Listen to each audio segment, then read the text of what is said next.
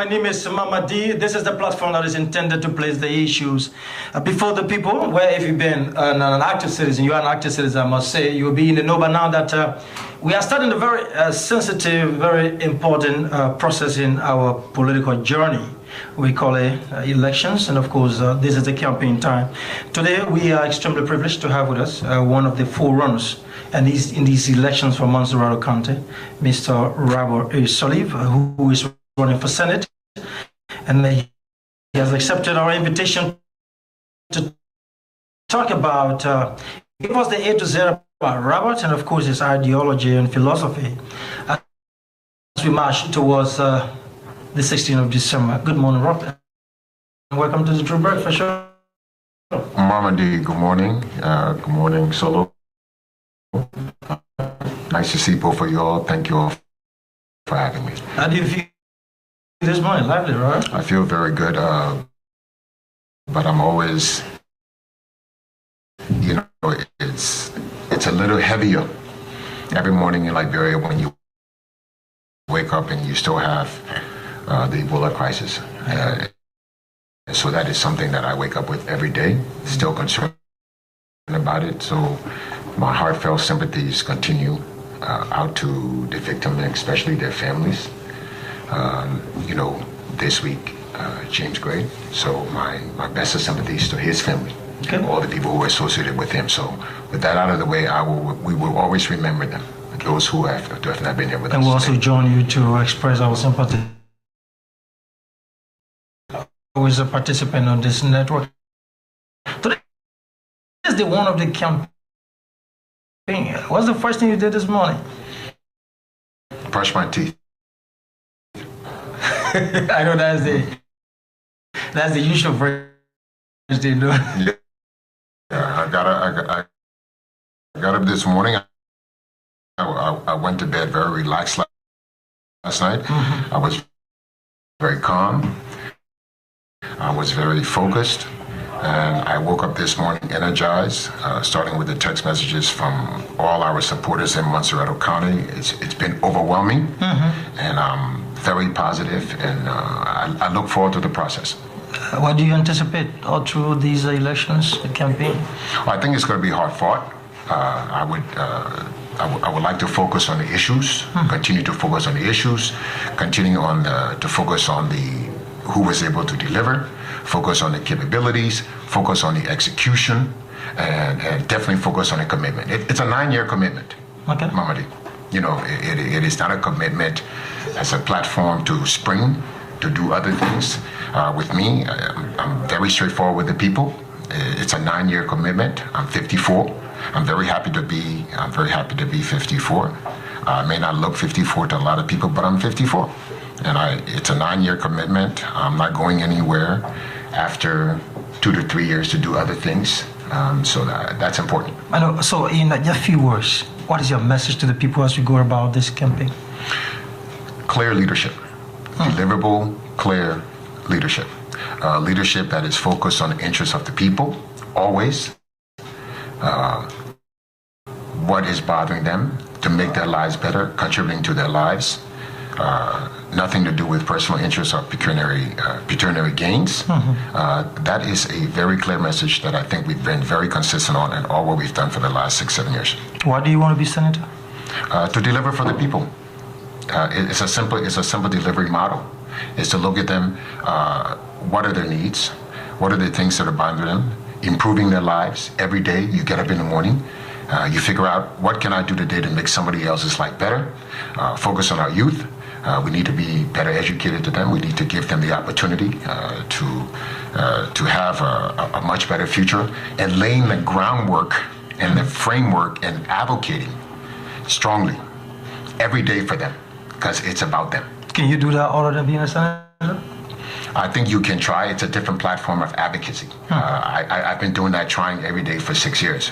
Being put in a position to be senator gives you a different voice. Gives you the affirmation of the people that says, you are our guy. You are our guy to take us to the next level.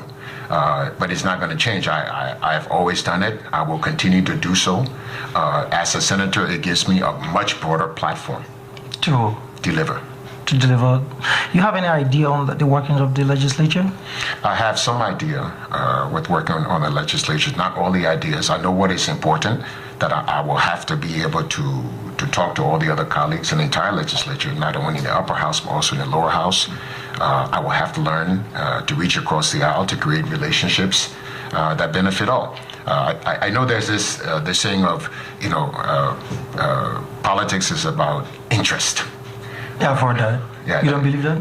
No, it's about the people's interest. That's what I believe. Not so much about personal interest. You now start talking like a politician. Are you one? I'm very factual and straight and to the point. The people's interest. We heard that over and over and over. What would make Rebel Sali different? History. When we're reading your history, we'll see. Go to the 17 districts in Montserrado County. Almost everywhere you can go, including yours. Maybe Solo, I don't know where you live. Look at the footprint. There's some things that they're just things that we can point to. They're things that we can point to and say, yeah, we have been able to touch the lives. Look at the 463 students that are educated by us every year. You can say there's something to do with that. If you go to Claratown, go into Doe community, I can guarantee you don't have to walk on plank. You don't have to walk in the water to get to the other side. Okay. You can go to Doe community. You'll be able to play football. You definitely can go to PHP and have a safe environment for your children. Okay, wonderful. I have. The first time I heard the name Rebel Sali associated with the president and no cow. Tell me, other than those two, who is Rob? What are you bringing to the table? Again, I take you back to deliverables. We've been able to be very successful in 6 or 7 years. Most people we go to when we talk about what we've been able to do, they can probably talk about 6, 7, or 8 projects. The number is over 100 and counting. So there's everywhere you can go, not only in Montserrado County, but there's some places in Liberia to do that. Me as a person, it's a total commitment. It's a total commitment to what we decide to do. And I always use we because it's not always about me. It's about we. I have a very incredible team that work around me. I'm extremely hard on them to deliver for the people.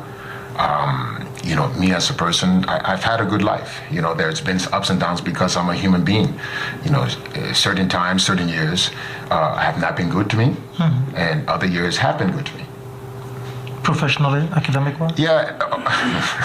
We have to ask the question. Academically, of course, when I started college in 1978, I struggled, as a lot of people do in life. And then I struggled maybe for the first 18 months, adjusting from high school into college.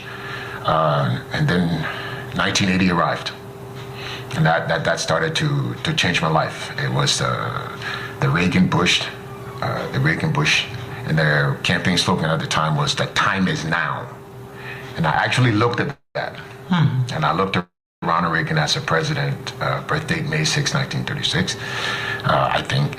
And here is a man who ran for president of the United States, which is the most powerful seat in the world. And when I say powerful seat, sometimes it's not about the economics, but might makes right. In other words, they have the best army. Okay. And became in the powerful seat in the world. And he was the governor of California, but before that, he was an actor. And if you look at that seat and somebody that can come from such humble backgrounds and say that's the most powerful seat in the world, I said to myself, Rebel Sali, why are you messing up in school? You can be somebody. You can do things. You can change lives. You can make a difference.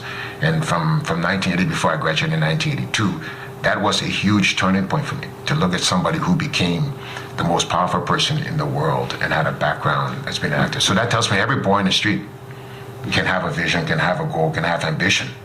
And my job is just to give them that path. Your mother is the president of Liberia. Yeah. There is this talk about building a dynasty, building an empire of family. What would be your response if somebody asks you why you want to go there? Are you trying to expand that? 2 short words: democratic process. This is one thing that is what does that mean? Fair, free, transparent elections. I'm not to anything. This is not a monarchy. She's not putting me. It's not a birthright.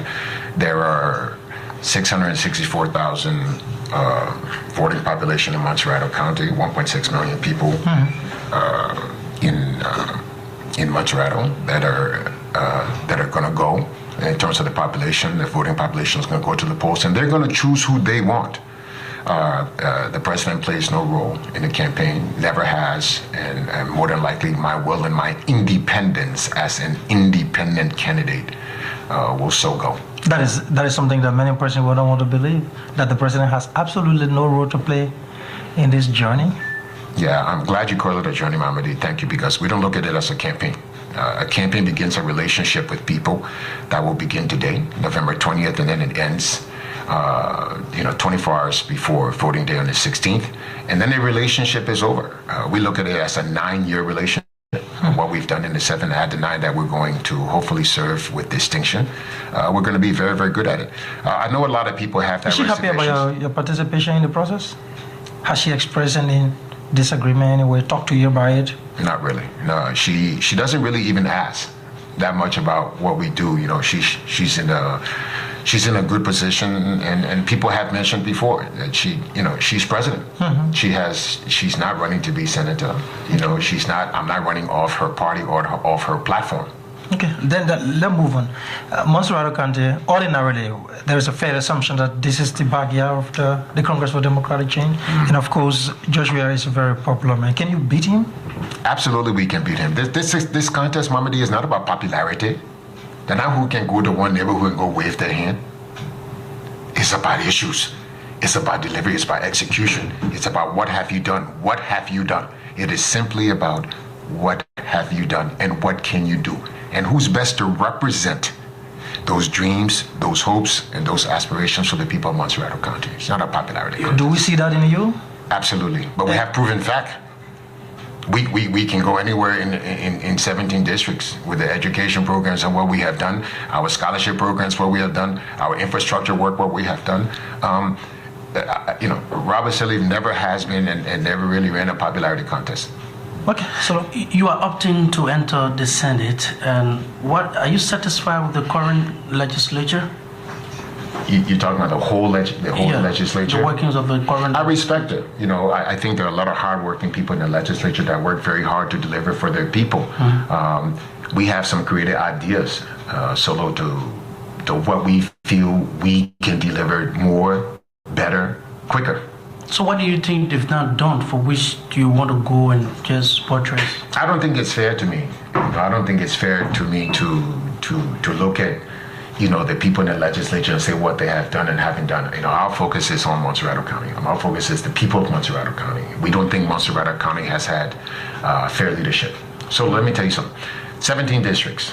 When we took our Ebola message outside, we did almost 100 places that we went to and talked about them. One clear message, one of the needs, they will always say, this is what would make our life better. One thing we do extremely well is listen. We don't talk that much. We don't just go and say, yeah. We actually say... Let me just bring you back. You wake up in the morning, you hear a lot of criticism about the current legislature. Over the times you've been in Liberia, you've been observing the workings of the legislature. So you've not observed any negative thing for which you want to correct? I don't, I look at it as I try very slow not to repeat the problem. A lot of us spend our times repeating the problem. Oh, this is bad, this is this. I don't want to add into that voice. Okay. What I do, we come up with the solutions. We hear the problems and the issues, aspirations of the people, and we come up with solutions. Me repeating the problem doesn't really offer anything other than just to say, this is a problem. Sir, you were aware of 3 principal functions of the legislature. What do you intend to start with among the 3? Well, what I'm going to do, Solo, is I'm actually going to learn. One of the whole things that I'm going to do is I'm going to spend a lot of time learning what I'm going to do.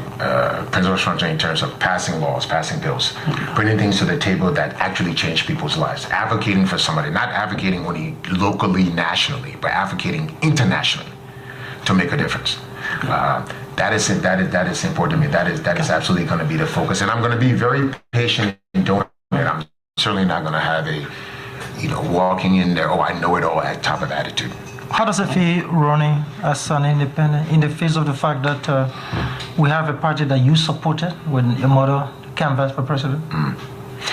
I supported Ellen Johnson Sirleaf for president. That has been a very clear thing. What I have done. I treasure my independence. I treasure the independence of my mindset. If we had the opportunity, we will talk to everybody, all parties. Will you talk to the Unity Party? Absolutely. Why wouldn't we? It would be a compliment to Are our you thinking efforts. about writing them for support? We already are engaged in conversation, but that has been a consistent thing we've engaged in conversation. Cordial or for months. hostile? I'm sorry. The conversation you started with them, is it going well? Yeah, the conversation. Don't forget, it's a Unity Party. It's an institution. It's not the individuals. Of course. Certain individuals maybe within the party have a different mindset, and that is fair. That is their prerogative to take it where they want to go. But the whole institution has to make a decision if they choose to. For us, if they did, it's a compliment, and we will thank them, and we will continue to engage. And you are seeking their support? We would love to have the support not only of the Unity Party, but the support of any other party. From every indication, the relationship seems to be a little bit tense between you and the party. The Secretary General a few days ago referred to you as enemy of the party. What's your response? I've never met him. I didn't hear him say it. The people had told me that there was this conversation, but Wilma Pay, right? Yeah. I don't know him. I don't know his philosophy. I don't know his goals. I don't know. He's the Secretary General of the ruling Unity Party? Yes, I don't know his goals in his future. I don't know why they will come out. I have done nothing negative towards Unity Party. I ran on the scene in 2011 trying to make sure that the president got reelected. They're a fine institution. They mean well. Are you disturbed by those comments? No. And this brings me to a question that during the news conference, Mr. Pierre asserted that you had a meeting with the Youth Congress of Montserrat County, and you told them they will remain minority for the rest of their life if they do not support you. If they were being what? They will remain malnourished. Oh, malnourished. Yeah. I never use words like that. Okay. I did not. I won't even say solo. I don't recall. I do not use words like that. But you met with them. We reach out to everybody. Okay. We have 6, 7, 8 meetings a day that is set by the team. If people reach out to us, we have an open door policy. We will go out and meet out with them. Before you got in, we had two persons, Mr. Beritier and Mr. Snow. They have said they won't support you. They are supporting Josh Weir. And they are members of the party your mother's run on. What is your response? What do you think about their comment? Did you listen to them? I heard some of it. If the adjectives or pronouns they were using was popular, my friend, popular, my friend, popular, my friend. It's not an election on popularity. And people you You respect talk their about competence, friendships. though. Pure competence. Let's talk about the issues. Let's talk about it. You look at the last 6 or 7, 8 years. You look at deliverables. You look at what have you done. You go to all the committees. What have you done? Have you touched? Have you changed the lives of the people? I heard some of the comments. I like Ambassador Weir. I got no problems with Ambassador Weir. I've got no problems with the CDC. None whatsoever. None whatsoever. We've talked to everybody. It's a fine man. I have no issues. But this is about leadership. This is about what have you done? And if all of us are in any type of position, whether that position is privileged, whether that position is birthright, it's about using your position to do extremely well. Mr. Ability, I like Musa, very funny guy. Good relationship with him. He knows, I know. We took BYC football from 2009, 2 times national champion, beating Ashanti Kotoko. The record speaks for itself, and I've never kicked a football. So we're able to accomplish that in a world that he knows extremely well. All due respects, we are winners. Okay, I have to ask this question, and I'm thinking how to put it, and it's important. We have to talk about this because it's about perception. Yeah. It's about you, and as a journalist, I have a duty to ask question. Yeah. What do you think about gay rights?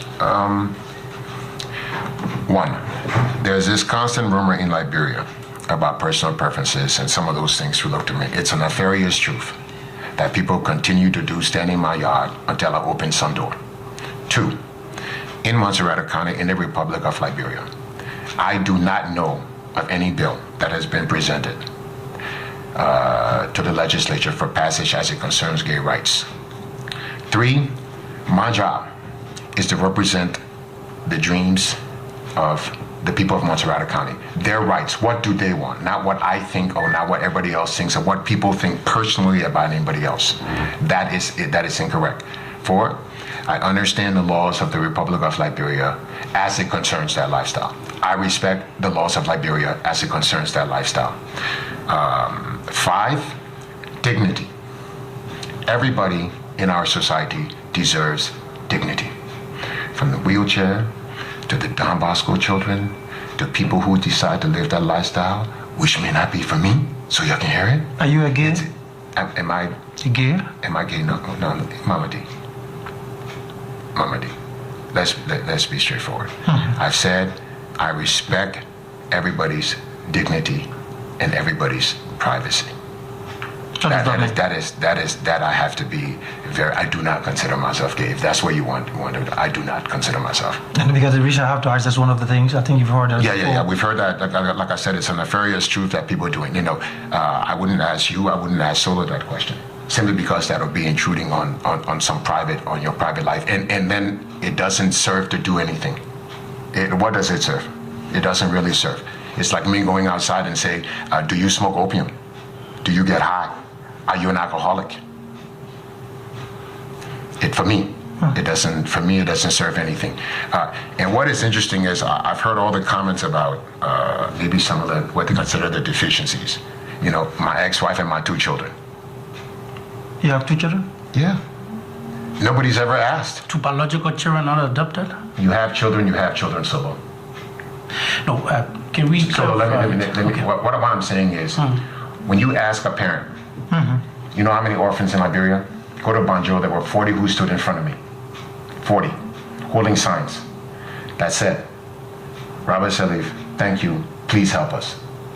If I adopted 5 of those children, okay, doesn't matter if they're biological, they're my children. No, but there's a difference between children adopted and biological. That's just parenting ego.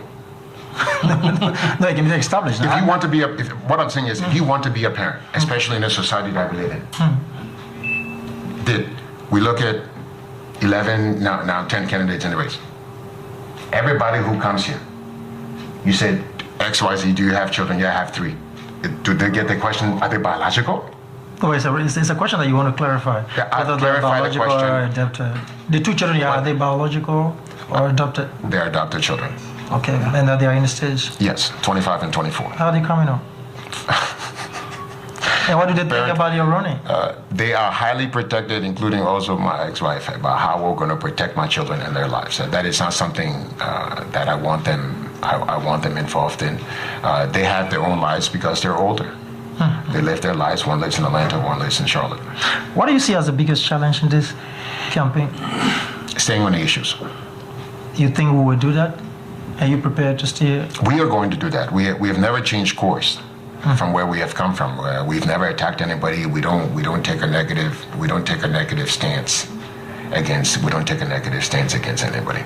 Wonderful. His name is Rob Salif. Let me just come in and during the news conference of the governing unity party, they made mention of you using an office space renovated by UNDP, using it as a private or your campaign for your campaign activities.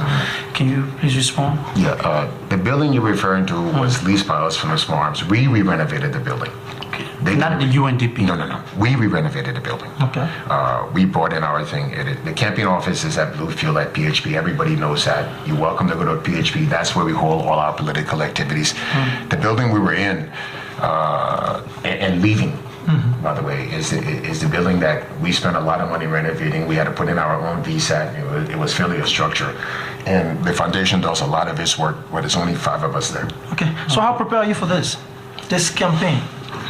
I think let's go outside and see. And what makes you so confident? You shouldn't be in this race in Montserrat County if you're not, Solo. This is going to be tough. Okay. This is going to be tough. This campaign is about the people, the issues. Can you deliver? Have you delivered? What is your vision for the people? how are you going to represent us? How are you going to go out there locally, nationally, internationally, and represent us in Montserrat County? Do you personally know Joshua? Have you any relationship? Define personal. I know him by name. Have I met him? The actor? Or Yes. Yeah. Okay. Yeah. I've met him. If you say, do I know him? Do we go out and drink? No. But I know him. Okay. I've met him. All right. Let's get some interaction from the people out there. Let's see what they think about this interaction. We're talking to- 777-469793. Let me begin with this call. Good morning. Let me take this. Sorry. I'm trying to process your call. Good morning. Okay, so let me go to this line. 0777-469793. Good morning. Good morning. Hey, Very hold the good. line. Good morning. Oh, Walk away terrible, from the monitor, please. terrible. Hello. Good morning. Good morning. You're live. Sorry. Yeah, this is Jefferson B. Sadi calling from Sarara, Bong County. Be fast, please. Yeah, okay, I don't want to say on Robert Teddy, the Mediterranean. Yeah.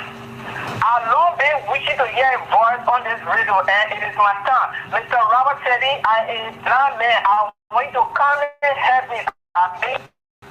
I'm calling you. Please come to help me. I am blind man. I am getting I'm calling from Sarara, Lower Bong County. Okay, I think we're talking about. Thank you. Yeah, good morning. Thank you very much. Good morning. Good morning, you live. Yeah, this is William speaking from Sokine. Go ahead, Google. Yeah, it's a news I was happening around on Leaf. Yeah, I really want to ask him what was the intention. If so, he said, I think you have to appoint that to the people. And this is what I heard. Yeah, he said, if anybody who is in the electoral process, you will squeeze there and it will be like an Ebola patient. So I want to ask him if it is true. And Obviously, I know that. already to say that. Thank you. I want to find out.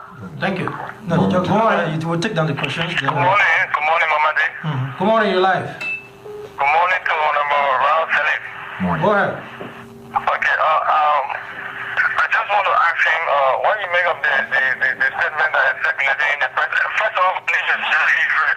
But when you put the statement that is circulating in the press, You come in very That's a very terrible. Good morning. You want to walk from where you are, you're coming in quickly. You said this is who? What was Go ahead, bro. Listen to your guest, and what he said is absolutely true. I was part of the meeting with the University that he had. He told us in a meeting to care us to be minority. That is one of the evidence that he said he has told us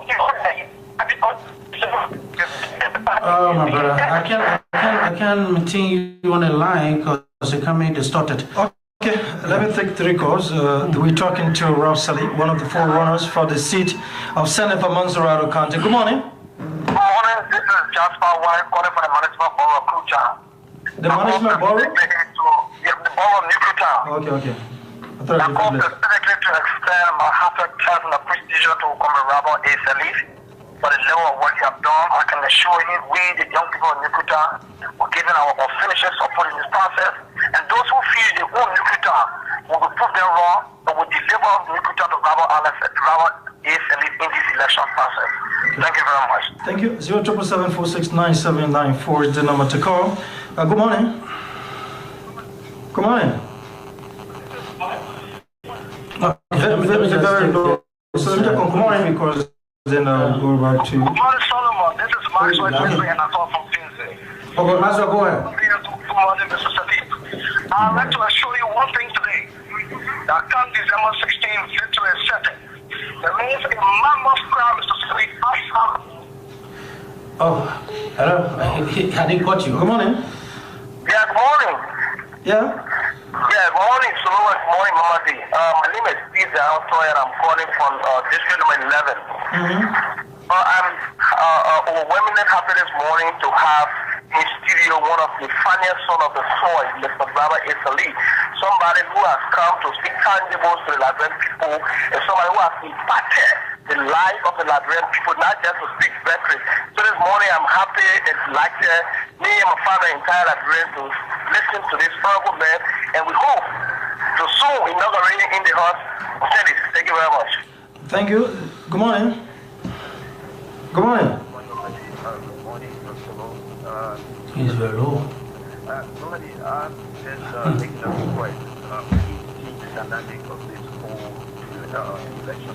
I'm trying to get you on the loudspeaker. No, I'm getting you. I'm trying to get you on the loudspeaker. I think he's talking about change.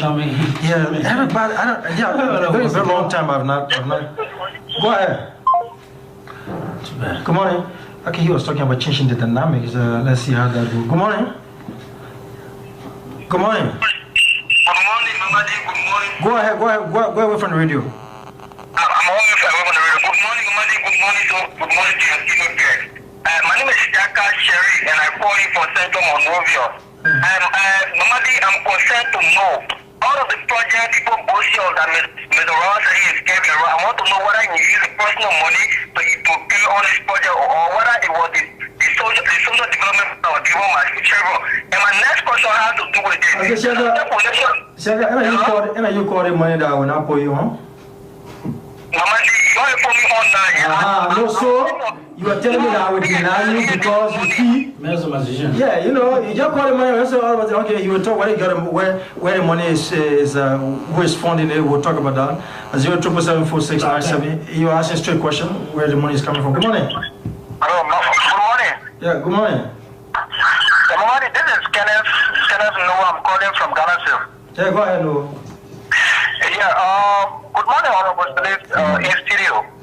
I want to commend Honorable Salif this morning, and also tell you and the Nigerian people, most other country people, that forever so long, most other country have suffered from sympathy and blind loyalty. 9 years, most other country voted CDC into Senate and some significant number of representation have been given to CDC. What has most other countries benefited from those elections that most other countries give to CDC? This time around, most other countries is resolved to carry Honorable Salif into the House to see how best the life of the people in most other countries can be changed. So Honorable Salif, relax. We canvass support from all over, from all sectors. You will be elected come December 2016. Thank you very much. Thank you. Okay. I think that does it for the call. You listen to our callers. Get your response to some of the issues they raised. First and foremost, one of the things that I appreciate all the callers and I respect all their views. We've always respected people's views, even if they divert from your own. Simply because I think you have to respect all rights of individuals and their opinions in a democracy. It would not be smart of me or forward-thinking of me to step on anybody in any way physically, emotionally, or education-wise. But so let me start. I think there was one of the callers to do with some of the comments that were made. I profusely apologize if I made any comments that offended anybody in any way. I apologize to the people of Montserrat, to the district, which I think was 17. So just to say that you said it? No, I wasn't. Why are you apologizing? If you look at the whole tape. Okay. So, coming from watching people suffer, coming from a community that 106 people had died, coming from a community of watching orphans, it's emotionally very tough, on a 8th stop situation. If I said comments, if you look at the comments, the context of what I was saying I was trying to make an emotional point. I apologize if that was taken out of context, misused in any way, offensive to anybody in any way. I care. I really cared about what had happened here with the Ebola issue. Nobody has done what we can do. Well, nobody has done what we did on this issue. If out of 100 stops I misspoke, I said something out of context that offended people, I, Robert A. Salif, I apologize. I'm sorry. Okay. That was not my intent. Okay, we can push it forward in that. The other person was talking about a source of funding. Yeah. When I retired in 2008, I was a managing director of Wachovia. I think people use this as That's a bank. Yeah, Okay. it's a Wachovia. fourth largest bank in the U.S.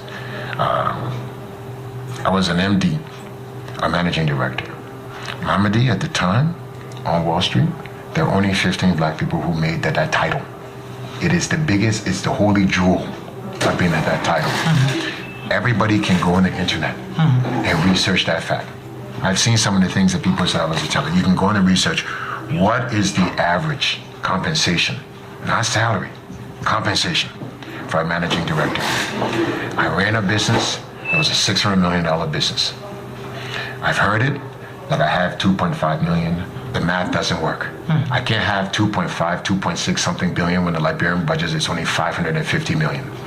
If actually I was the money I have, would I not be on the cover of Business Week, Fortune magazine, Time magazine? As one of The the person ones, who's the person who's closest, who they're saying are their children, is Isabella dos Santos, who's the daughter of the president of Angola. She's on all those covers of all these magazines of having an estimated worth of 2.5. But Robert Salif, in a country with a budget under 550 million, I would have 2.6. I would have more than Isabella dos Santos in an oil-producing country since 1954. 2. Anti-Corruption Commission, Ministry of Finance, National Oil Company of Liberia, Ministry of Justice. 7 years. 7 years. They've made this type of narrative, negative propaganda. Everybody at those places that my friend, everybody there, it's all these ministries that act with it taking money or check, and in 6 to 7 years, nobody has still come to the people and say, here's a piece of paper that said he took money. We write. Give me the evidence. There's never been, because it doesn't exist. So- Even if you look at I'm sorry. So on Wall Street, you're making good digits. You can look that up on the internet. Extremely good digit. I have retirement fund. And I did something, and some of the quote unquote big people know. I did something when the internet domains, meaning the www dot. I was with a group of people that bought a domain. I won't say what it is. That if you buy a domain today, if you can hold it and sell it 5 or 10 years, you can make, because certain companies want to have the name, that domain. For example, if in 1993 you would have bought the domain, right? You would have taken ownership, patent rights for the domain apple.com in 1992. Mamadi, today you'd be worth 40 billion, because that is what Apple wanted. And you got it. I didn't say Apple. I said there was a domain. Okay. So you have to look at that. So what we've done well, but all this in mind. We write a lot of donor letters. Local people contribute to this effort. The reason why they don't come out and say it is because other people will go and don't actually produce. Because you can do a project, because you can do it and you can actually deliver it and show people the pictures, a lot of other people come and say, you know something, I want to help contributing to do X, Y, and Z. Why are you motivated to do all these projects? It makes a difference in people's life, Monty. I don't wake up in the morning if I haven't changed some life sometime that day. It really bothers me. It is really a true conviction to get out every morning. I go to communities and I see something I just don't like, that just isn't right. And 17 districts. And it really bothers me to my soul, Mamadi. For me, I feel good to end the day knowing I have done something good for somebody else. Rob, what if we asked Joshua to sit with you across the table to debate the issue? I think that is the most important thing. Even when I heard your guest this morning, civility in the campaign, I think there were great statements that they made. But shouldn't a candidate be here with me this morning? I invited. Let's do one-on-one. Let's You and talk. Ambassador Wias? Absolutely. You all pose the questions unknown to us. Me and him sit across, ask the questions, let us both answer it. Let the people hear what they're voting for, who they are voting for. So I would love to have a one-on-one debate with Ambassador Weah. I invite him to that debate. People say politics is dead again. What do you think about it? That's our perspective. You know, for us, Are you going to this dead again? Or you don't see it that way? I don't even see it that way because I don't even know what it is. You know, we don't wake up and say, okay, let me go try to figure out how to do something bad to somebody. I tell you what, I woke up to this morning and did. I woke up this morning, I stopped to the motorcyclist on Jalatan Road. Hello. I woke up this morning, I stopped to the boys at the car wash on Old Road. Hello. I feel a little bit better. So these are all electors. It's obvious that you have to go reach out to them. Solo, I do it. I was there 3 days ago. I'm there all the time. How are we able to do what we do if you don't actually go to the people and find out what they know, what they need, and what they want? We do it all the time. We've been doing it for 7 years. So, 3 things. Just 3 things. By the 17th after elections. The what? By the 17th after elections. Yeah. What are the 3 things you would tell the nation? The 3 things You would tell the nation you want to achieve after you're elected. We have a platform that we're going to, in the next 48 hours, Mamadi, that we're going to So you want to reserve that for your platform? Yeah, we want to reserve it for the platform. Okay. We want to release it, I mean, you know, in generalities, there's health, there's youth empowerment, in generality, infrastructure development, in generalities, scholarships, but we actually are going to drill down to specifically what we're going to deliver. And to deliver, those are the people sitting on the fence. If they look at our record, we're not going to go out and make a whole lot of promises and say, I'm going to do. We're going to say specifically what we're going to do and how we're going to do it. How many projects so far? I'm sorry? How many projects so far you've done in Maserati? 100 plus. I mean, 100 plus. Even sometimes, you know, the ones that do extremely well, a lot of people don't know about it. We have a hair braiding store. Hair braiding shop on Upper Clay Street that a lot of people don't know about. It's our second best producing one. Talk about Ali Sila. Did you talk to him? Earlier in the race. But no different than we spoke to the Sandy camp, Weah camp, and some of the other candidates in the race early on. We had the conversation. You went to party SGs and the youth chairman said he was bought. A many person pointing at you. Talk about your interaction with Ali. I think he needs to bring proof. No. The man made his decision. Yeah. If you say to somebody, XYZ did XYZ, you should have paper to say that XYZ was done.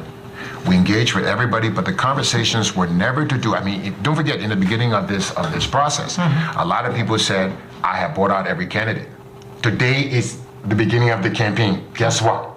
Everybody's still there except one. So if I was buying everybody else, why are they there? They're there because it never occurred. If the UP candidate decides for his personal or medical reasons, I read it the way you read it, decide that he's not going to be there, I don't say anything. Betwawe. Yeah. What was the extent of your interaction? Bill Tara reached out to us, came into my office, and met with me personally. And we talked about the ideas for his district. He expressed where there were some struggles in his district, more specifically with quarantine, more specifically with some of the churches that were feeding some of the people having difficult economic time. It was He said handshake, huh? He wanted to do a handshake with the pastors. Yeah, well, I don't know how. Friendly handshake. Yeah, and so he asked us for some help in this regard. There was an expression of some help with the private school teachers. It's something we have been doing in our small way. We were trying, and we assisted. So it's true that you're happy in that regard with the private school teachers? Yes. He didn't mention that to us, though. You mean because Representative Toy had announced a loan of $500,000 Liberian dollars, to private school teachers. Yeah. Were you a participant of that loan? He just said it. Yeah, we participated in that district to help them out. Well, we didn't do a loan, we did a grant. Okay. And that's the difference. We didn't ask for payback.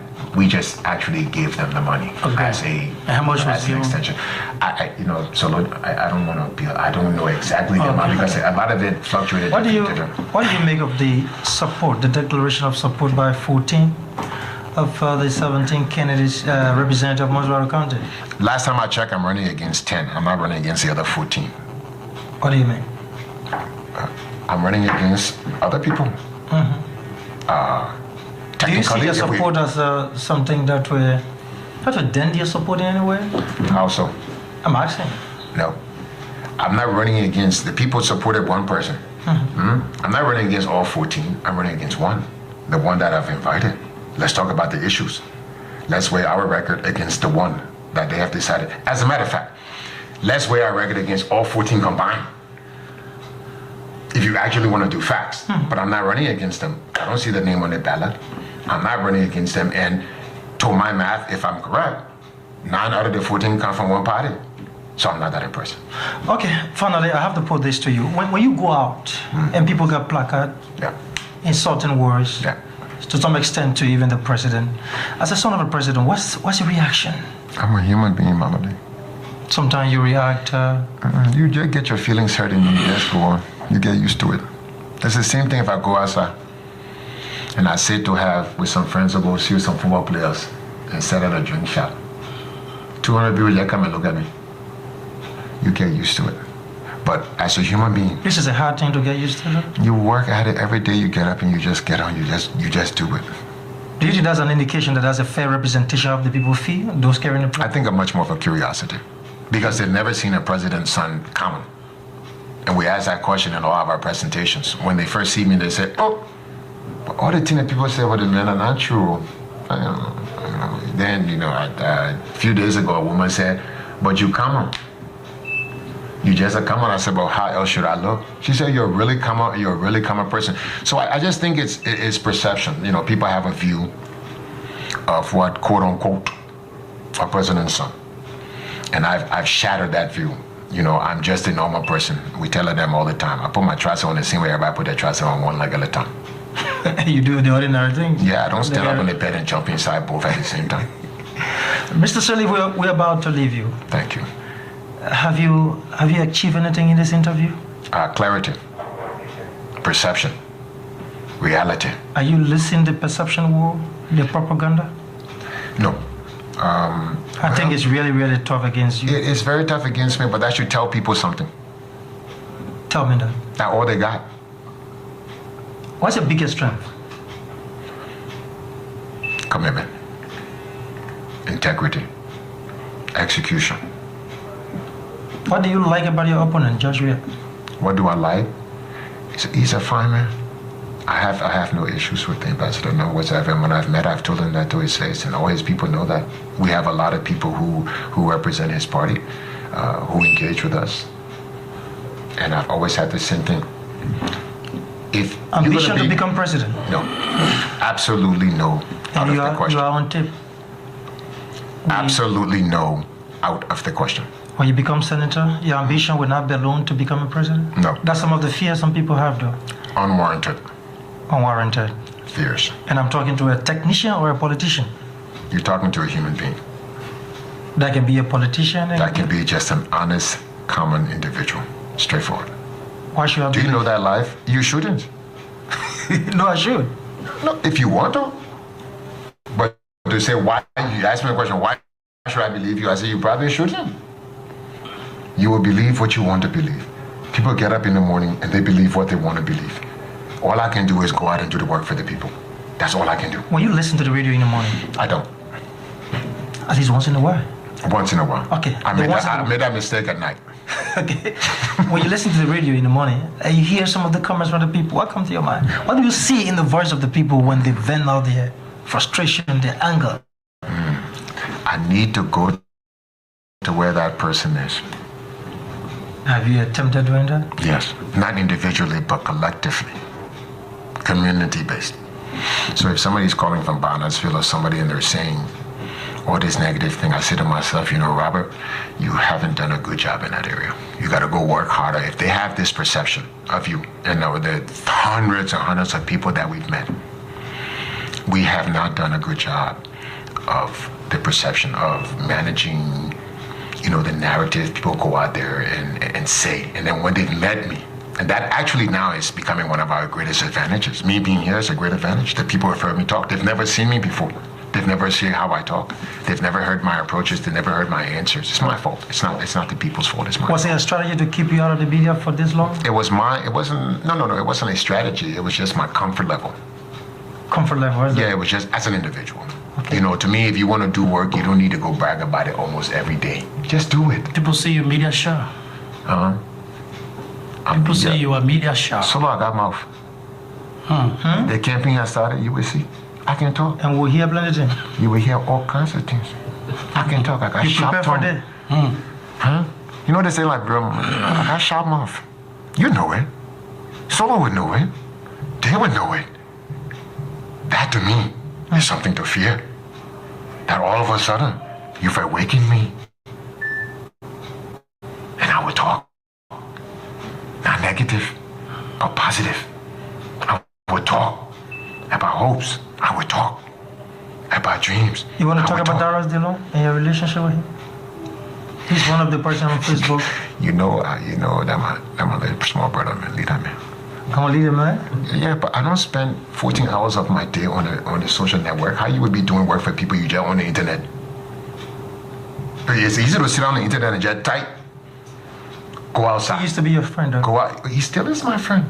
I got no problem with him. But he has gone ballistic in recent times. Yeah, but I have no business.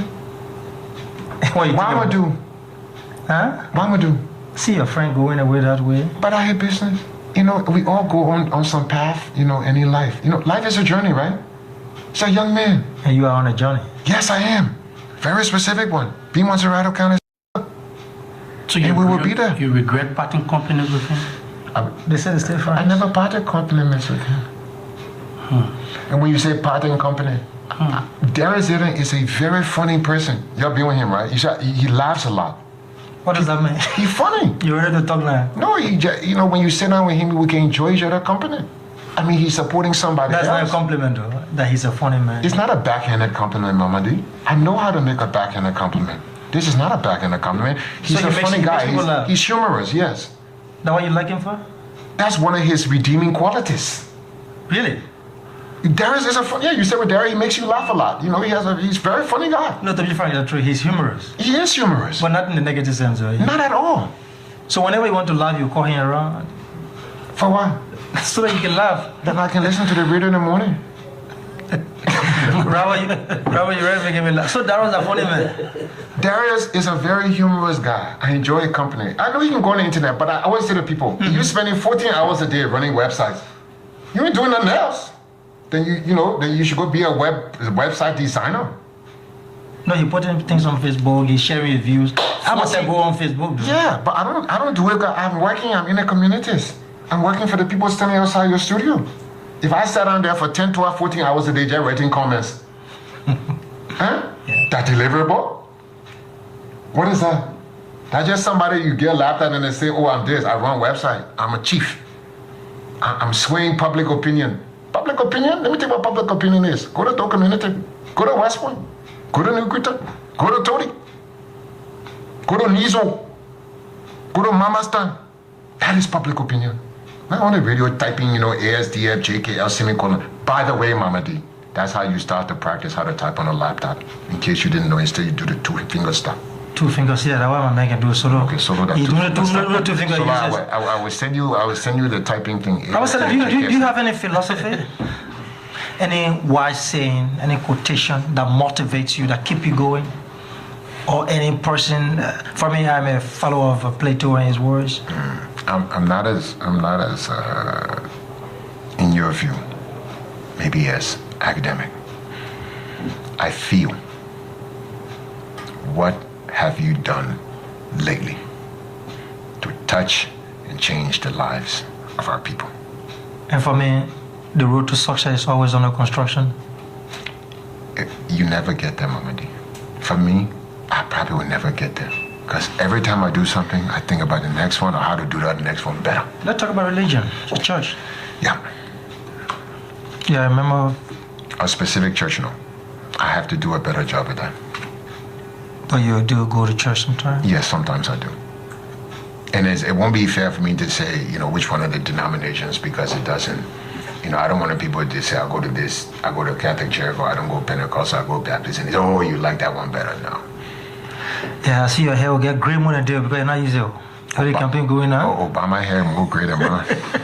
Because it's time to fight. And what I really want to see you ready to talk, so we'll see how far that will go. We'll talk to Ambassador Weah to see how we can arrange that interaction, kind of civil interaction. Look forward to it. Perhaps we can get Benjamin Sanvi across the table too to talk about Montserrat County. Fine young man. Arab, it's been a long time getting you here. Finally, you are here. Yeah. And like you said, you clarify some of the misconception and perception.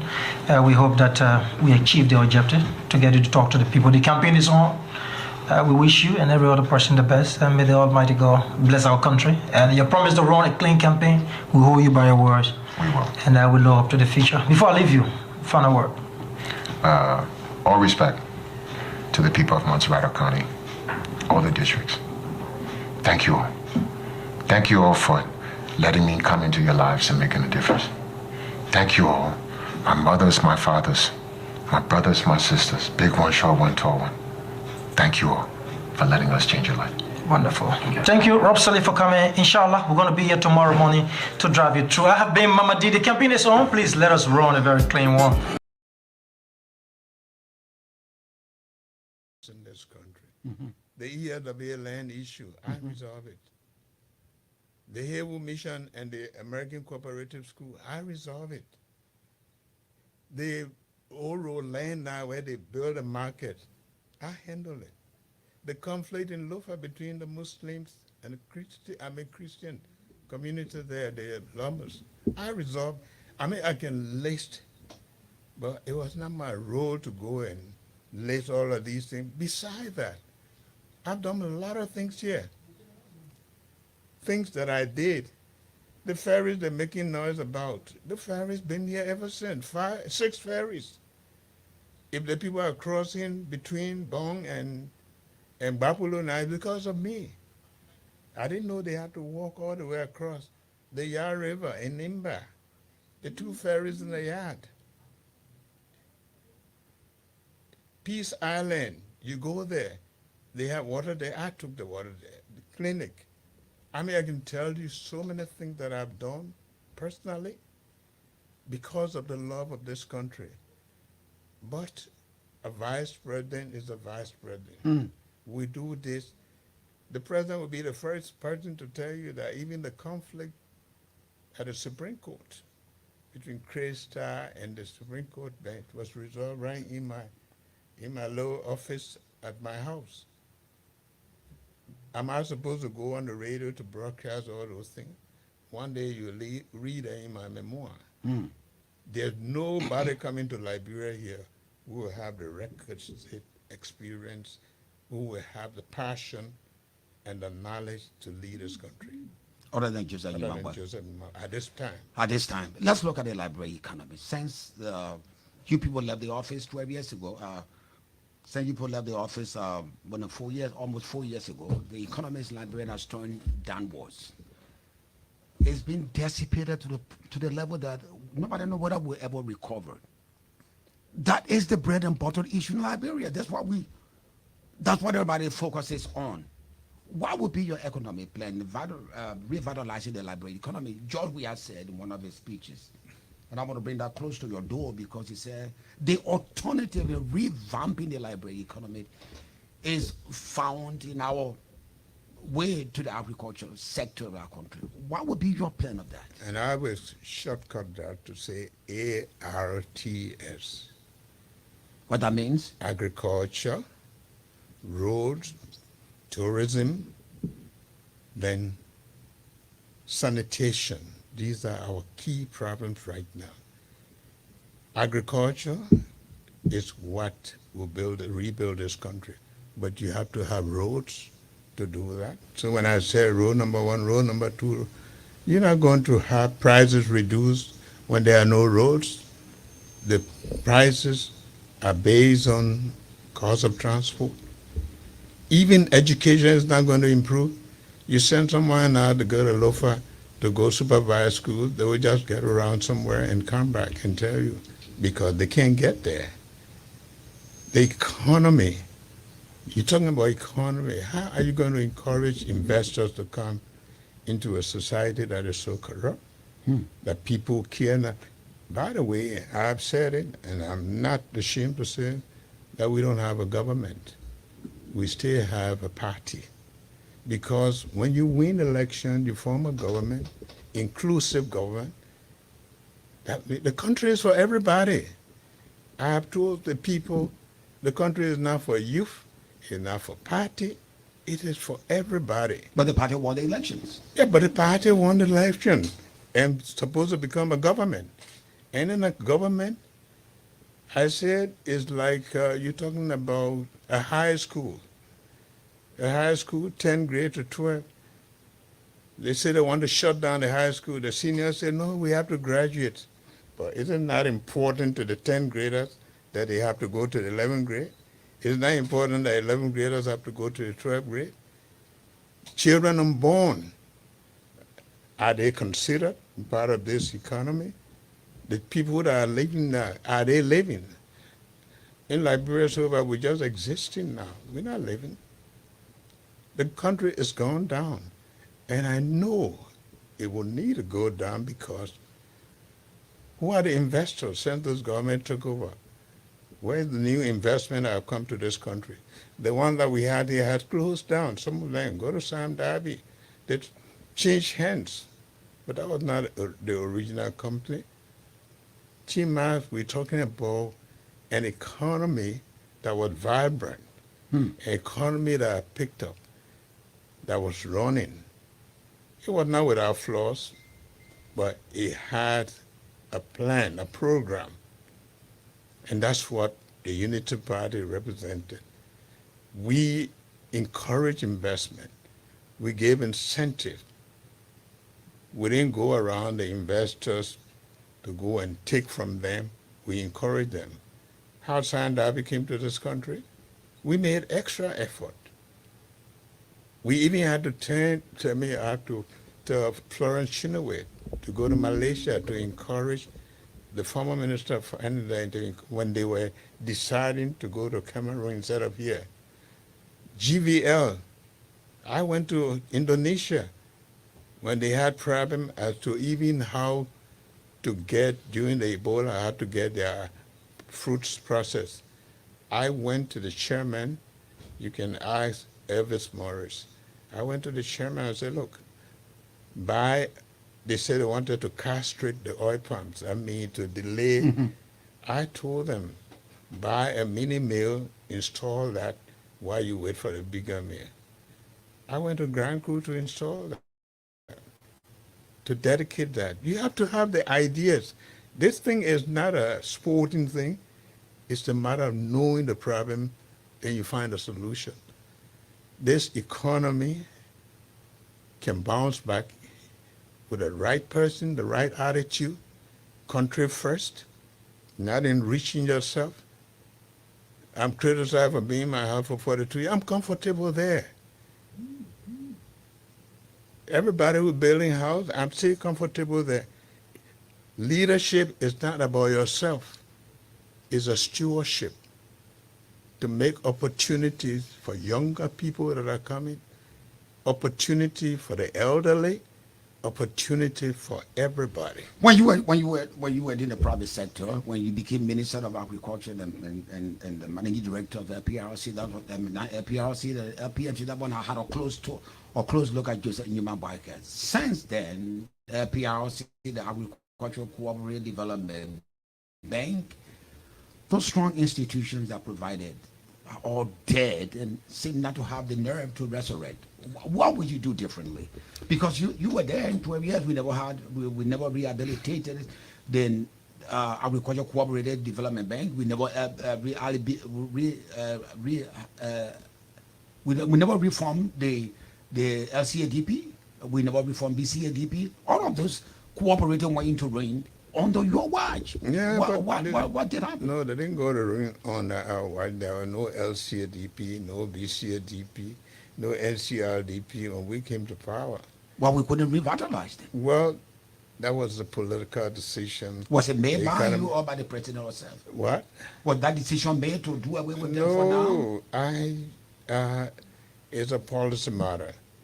When we took over, that one thing I like about the Unity Party-led government. They had an institution, the Governance Commission, that was there in place to be able to come up with governance structures reactivated and some new ones put into place. And priority was given to areas that they felt at the moment were urgent or important to this country. Agriculture Bank was not one of those things there. The projects, I don't even believe that this project should have been reactivated. And that's why we changed LPMC to LACRA.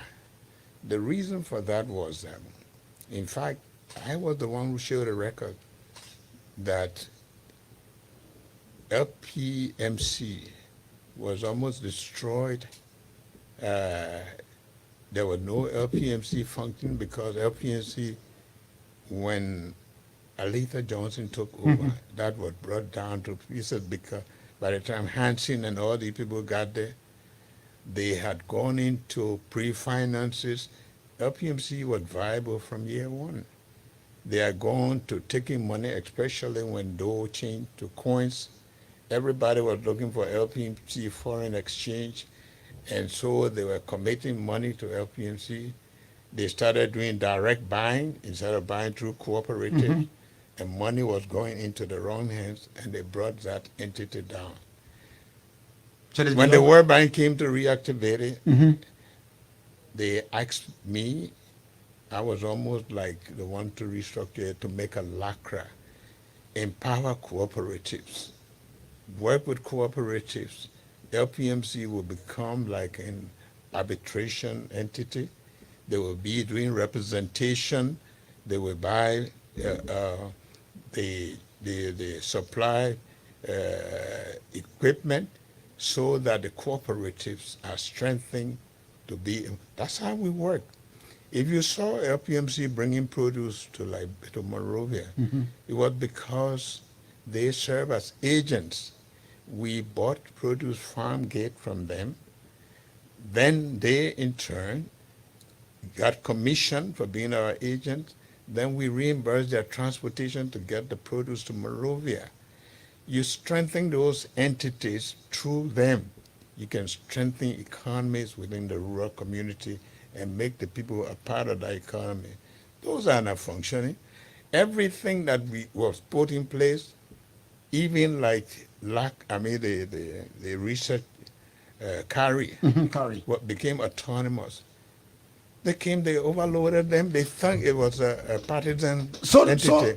Everything. So our alternative to rural agriculture is sort of it's vague. Well, that's the decision of the government. If there's one, they don't believe in. What will you do if you become president in that sector? The first thing, sitting down here, no minister is going to travel out of this country until you go back for 6 months. You go up country and find out the situation of the country. By the time you set up a government, why you want to restrict their movement? Because they have to know what's here before you can go elsewhere. What are you going to tell the people? What's the Minister of Public Works going to tell the people over there when they don't even know what's happening up country, the road condition? Let them go out there, see the condition of the people, and design programs that they will communicate with the world. Not to just jump and go out. What are you going to tell the people? You have to put a system in place that will hold people accountable. And accountability is not just the matter of finances, accounting for their time commitment, accounting for their. Most of the people who are appointed here, they have no idea of what the people are going through. And so the economy is in problem. You go on our streets. You know, it's leadership, T-Max, I tell you. You go on our streets today. I'm ashamed to go anywhere here. I mean, it's like we're in a big rural village with no orderliness. Everybody riding, everybody on their set. riding across everywhere you want. This is not a country running. During your 12 years with Ellen Johnson Sirleaf, economists are saying that, hey, that we have some semblance of the growth of the library economy. You almost reached to $800 million. This has dwindled since you left office. I was talking to Alexander B. Cummings. He said there are possibilities that the economy can grow up to $1 billion. Do you buy his view? Very much so and beyond. It's possible. Why should we limit ourselves? This country has all of the opportunities to raise money, build its economy, agriculture. Our coffee is still in demand, cocoa is still in demand. Tourism can grow in this country. We don't have the money to jumpstart. It takes people, credibility. When the people know that they can entrust their resources to a country that is managed well, they will come. There are people who have money who are looking for opportunities for investment. But you can't invest in a climate such as this, a climate in which by the time even you get to our airport is in disarray. By the time you come through, you come on the street, you can hardly move. In an economy where investment is not encouraged, where people think we can only live on taxes, the higher the taxes, the least the investment. Most of the investment here have been taken out of this country, moving elsewhere. I was Because shocked. we don't have a favorable Of course, investment climate. because the way we treat investors, we're not going into details of that, but you see, the thing about investment, when an investor comes to Liberia, he goes to a minister, they will tell him, yes, or her, yes, the economy, we have incentive, we can do this, we can do that. But you know where they get their real information from? People who are already on the ground. They are the ones who tell them, hey, we are here, look at us. The investors here are disenchanted. Let's like you. Somebody would have thought that to align with Ellen Johnson Sirleaf, who I followed some years in the international circle, was a rock star. And the achievement you and Ellen made, President Ellen Johnson Sirleaf made, would have been an impetus to move Joseph Boakai to the top. What is your relationship with Ellen Johnson Sirleaf since you people just left? This is part of history now. Ellen Johnson Sirleaf and I had very good relationship. Ellen Johnson Sirleaf had the most respect for this vice president, and I had the most respect. And by the way, I became vice president for my same reason, loving this country, seeing that we were going to elect the first female president of Africa, the opportunities that we have found, and how those opportunities were going to move this country that had been beleaguered, that this country was going to move into the right direction. And it did start moving into the right direction. Our problem came when the time of election because of differences. What were the differences? Let it out of the bag. I mean, well, What let out of the bag? Did she help you? Did there she were- harm you in the elections? Well, it's not left with her, but I do know. Did she stop it in the bike? I'm not going to go into those details. I think Did you have some political disagreement? well, as we to- did have some disagreement as to who should be your my vice vice president. Why didn't you agree And, to that? well, Maybe by now you would have been vice president. You would have put all the weight behind your campaign. You are now being president. T-Max, I'm a human being too. I have my own thinking. I have to You don't want to decide. be The dictatorial. vice president, according to the American, the vice president is a heartbeat away from the presidency. When Ellen and I got on board, I didn't go to Ellen. She asked me, a couple of other people, because she knew who Joe Boakai was. Don't I have the right to choose who to be my vice The president? point is that you were on her for 12 years, and like you said, The vice president is the president of the Liberian Senate. It's constitutional, that is purely defined. The other one to have the president, if the president would take his advice. You want to be president. You would take any Tom, Dick, and Harry. It was left when you throw yourself or not. Yeah, but I mean, I think about the country and where the country is moving and who we want to work with. The same way she had a decision to choose who her vice president was going to be, and she came to me, the same way I thought I should have the decision. But again, that your refusal, again, that was just one of them. That was just one of them. There were many other things in between because, we're living in a human world. Mm-hmm. Ellen had friends, she had people, advisors, and all of these. But Chima, that is history now. She told them not to support Joseph Nimabweke because he would not follow my instructions. Even with that, we got the support. Chima, how you think we ran a campaign? How we think we had a... That's why you did not win. Yeah, but that's where the Liberians are now to judge what is the outcome of that decision that was made. So are we going to go back to that decision? It is left with us. This is the history of this country, and we have to move forward. Whether even Ellen Johnson Sirleaf is enjoying the decision that was made, or whether she was part of it or not, it's left with her for history to judge. What we are talking about, we are not causing the darkness. Let's turn the light on. Let there be light. Let Liberia read the sight of future. And that's what we're talking about. Some people say there's some statement you made when you were running campaign that Liberia had the opportunity, but they squandered it. I'm glad that you're bringing this What up. is this squandered opportunity that we missed? Very good.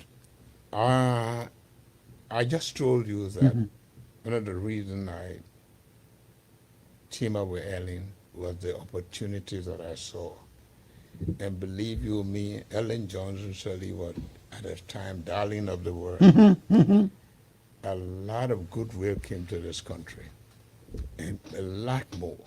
What I'm talking about is that a lot more could have been achieved over the 12 years. Why didn't you people achieve that? The presidency is not just that Ellen was president. The ministers,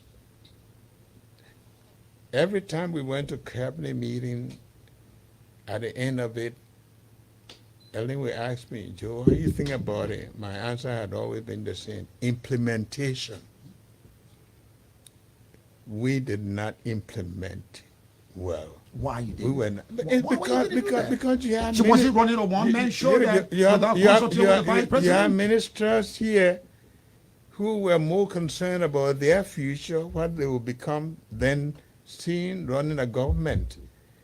The thing about it is that no matter what you do, you must know that at one point in time, you will have to leave the stage, but you must leave the stage ripe enough for somebody else to move it. But there were projects that came to this country that went, why did we, the airport, for example, why did we have to rush with it? Because we delayed decisions. Even the president, Ellen herself, was frustrated many times with implementation. We did not take advantage of all of the opportunities.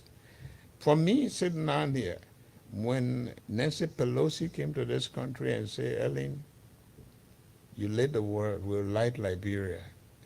I will pursue that. You have to light Liberia. Who followed up? There were a lot of projects here that could have been implemented. There were people who were willing to help. It wasn't just the president. So, Joe, what was... I'm sorry, I call you Joe. I don't know. I'm getting away with this. That's all right.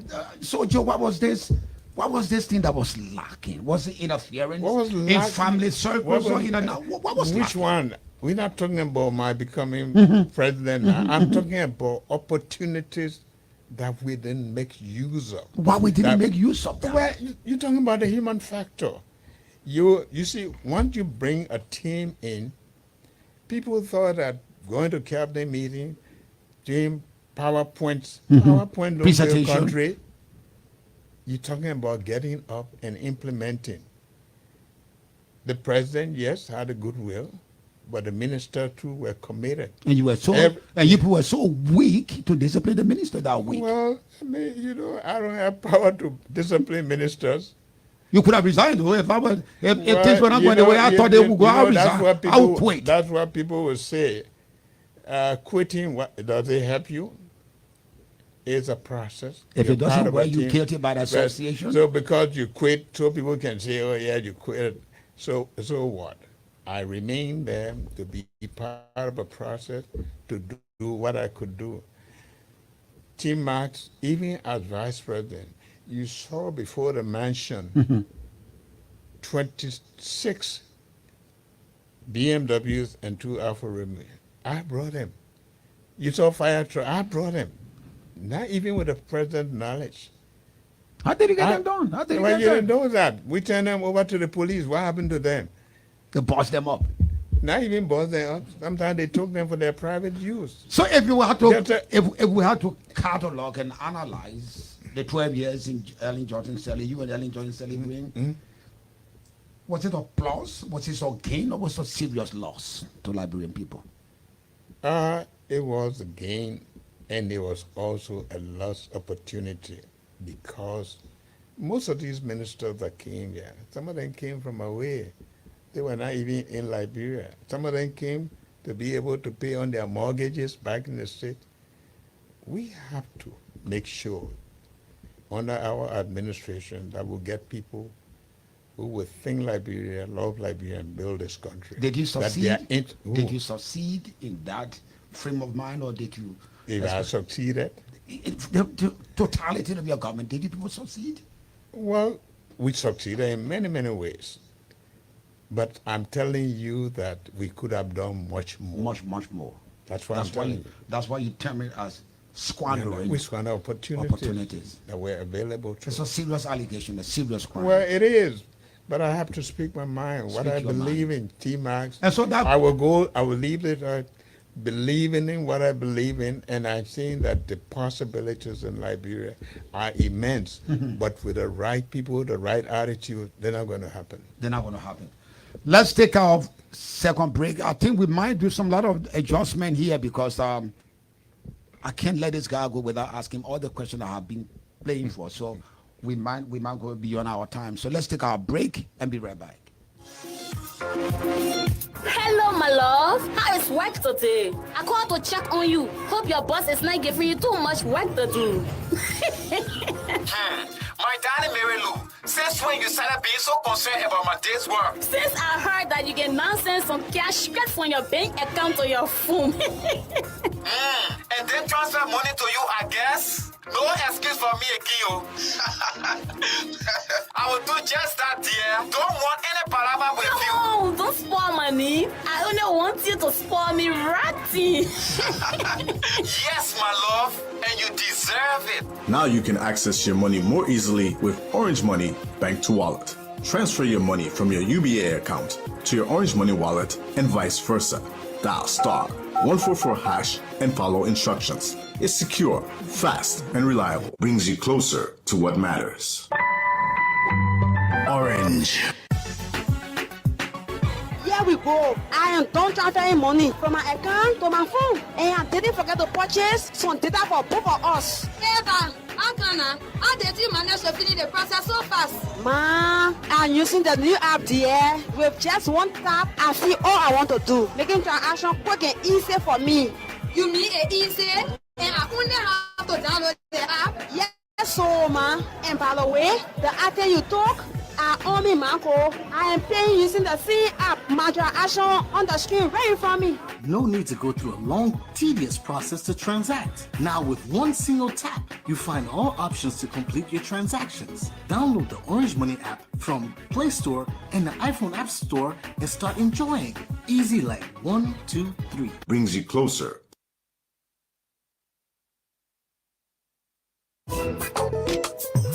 Anybody who know I get money for them in the market here, please come closer to me with your food so I can send you quick cash. I'm too big to be holding people. Bagu, you strong because the money you owe me is full of bucket. Anyway, me don't get any problem with you as long as you will add something to pay for the charges. I got surprise for you, man. Go take all your money and you not pay 1 cent. It's free. Enjoy more than a month long of Orange Money transactions free of charge. Yes, perform these Orange Money services. Cash out, send money, and buy goods and services free of charge. I mean, no fees attached. Don't just stand there. Dial *144 now. It's all about what matters to you. Orange. Hello, my love. How is work today? I called to check on you. Hope your boss is not giving you too much work to do. My darling Mary Lou, since when you started being so concerned about my day's work? Since I heard that you can now send some cash straight from your bank account to your phone. And then transfer money to you, I guess? No excuse for me again. I will do just that, dear. Don't want any palaver with you. No, don't spoil money. I only want you to spoil me ratty. Yes, my love, and you deserve it. Now you can access your money more easily with Orange Money Bank to Wallet. Transfer your money from your UBA account to your Orange Money wallet and vice versa. Dial *144# and follow instructions. It's secure, fast, and reliable. Brings you closer to what matters. Orange.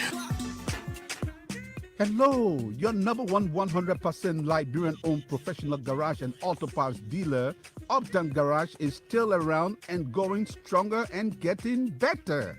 Yes, Uptown Garage at the intersection of Broad and Nelson Streets, after 20 years in the business, has a new spare parts store known as Uptown Spare Parts on Broad Street side. You don't have to order spare parts from overseas. You can purchase brand new spare parts for your car from us. No more used parts. For original spark plugs from Japan, oil filters, engine oil, and everything you need to get your car working perfectly, come to us. Uptown Garage has a branch at Rehab that you can also count on. We have a diagnoser that can find and we fix any problem on your car. With our sophisticated equipment, we give 1 month warranty. We provide a tow truck free of charge if it's our garage that will work on your car, but we can tow your car anywhere for a fee. Uptown Garage has been around for 20 years now, providing reliable, efficient, and professional services and durable auto parts for your car. Contact Uptown Garage. The churches, the mosques, Air Monrovia office. When you present a letter of credence to your counterpart when you act. That's what it is. The government lacks credibility. Who's going to do business with? The first thing you look at the government, the decision making. Today, this is the first time in the history of this country I see the Minister of State as a decision maker for the country. You look into, I just found out almost most of the positions in government are acting public works minister, acting UN, people are just acting. Not confirmed? You take the UN special representative, you take the UN, ambassador, you take, everybody's acting public works minister, acting this, you can document that. How will you present a letter of credence to your counterpart when you act? That's what it is. The government lacks credibility. Who's going to do business with this government? The NGOs have been reduced. People don't even care. You say governance, the rule of law, unresolved crimes in this country. If you don't resolve crimes, something that happened yesterday, you can't find it up. You give people the open road to commit more crimes. People are insecure in this country. Armed robbery, you might see it occur, but things will occur. The problem is, how do you stop them? How do you stop People are suffering. The hospitals are not working. You look around you see in the streets disorderliness. This town, the city is filthy. When I talk about sanitation, you say governance, the rule of law. All of the murders that have taken place here, you can't even find them out because people believe that they will just go away. What is They your, go away, what but is your people- suspicion? Were they murdered or they just naturally occurred? It's because you don't have a system in place. You don't have the right people in place to investigate. The police are not being looked after properly. So you look in the streets, when you drive in the street, where are the police? Go in the street corners, where are they? The system is down because the governance system is not effective, is not monitoring. I mean, people in this country, we just live in, I tell everybody, we're all insecure because there is no system. People might think they are doing work. I mean, you go, take the economy, for example. Most of the public corporations where you're supposed to have about 50 people, you got about 200 people. People think that this is what you call employment. What are those young, even people who are working there, what are they learning? Just because you sit, you think you are working, with a CV tomorrow to show that you're doing something? We are in a serious trouble. We are in a serious trouble. Joseph Weicker said that. Our foreign policy, when you look at that, is it on Foreign course? policy, I think the foreign policy with respect to Liberia, by the time you say Liberia, they say United States. Can any of our top officials just go to the U.S. to go negotiate? We have two for top guys there negotiating now as we speak. Negotiating with whom? With Americans, with our counterparts. American drivers and They're meeting drivers instead of meeting State Department officials? Well, there's a saying that when you brush with bamboo stick, you eat the food under your chin. Parables. I just don't understand. What does that mean? Who they negotiating with? The benefit that will trickle here, we'll see. When we traveled those days, we brought results.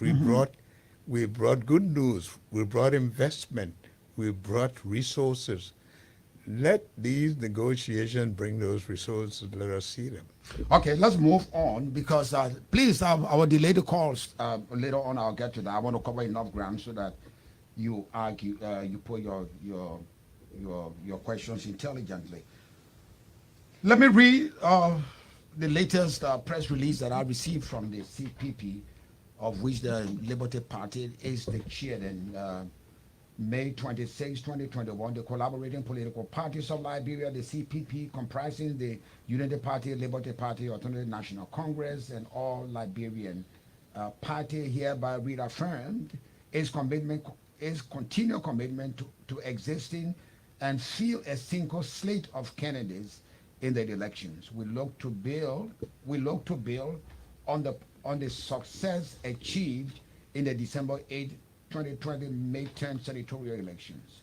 Consistent with the framework agreement, the elections law, and the established democratic practices, we are pleased to announce the following intended to achieve our objective of filling a single slate of candidates come 2023.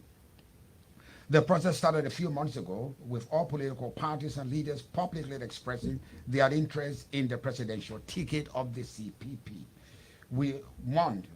We welcome the expression of interest by various individuals and political leaders to contest on the ticket of the CPP as presidential and vice presidential candidates consistent with the rules of the CPP.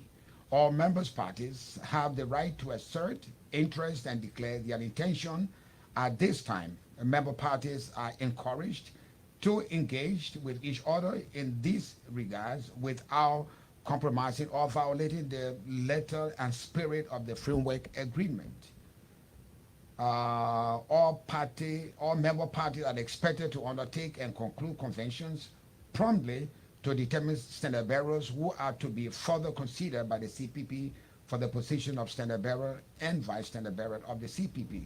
A meeting of all current leaders of the four political parties will be convened shortly to discuss and agree on the schedules for conventions and presentation of standard bearer to the CPP. the process of building consensus, which is the first step to determining the CPP standard bearer, will begin immediately after the convention and presentation of respective standard bearers to the CPP by the end of July 2021. If a standard bearer is not derived by consensus, as agreed, the CPP will undertake a perception survey for informational purpose only, following which a primary of the 4 constituent political parties will be convened to elect standard bearer of the CPP.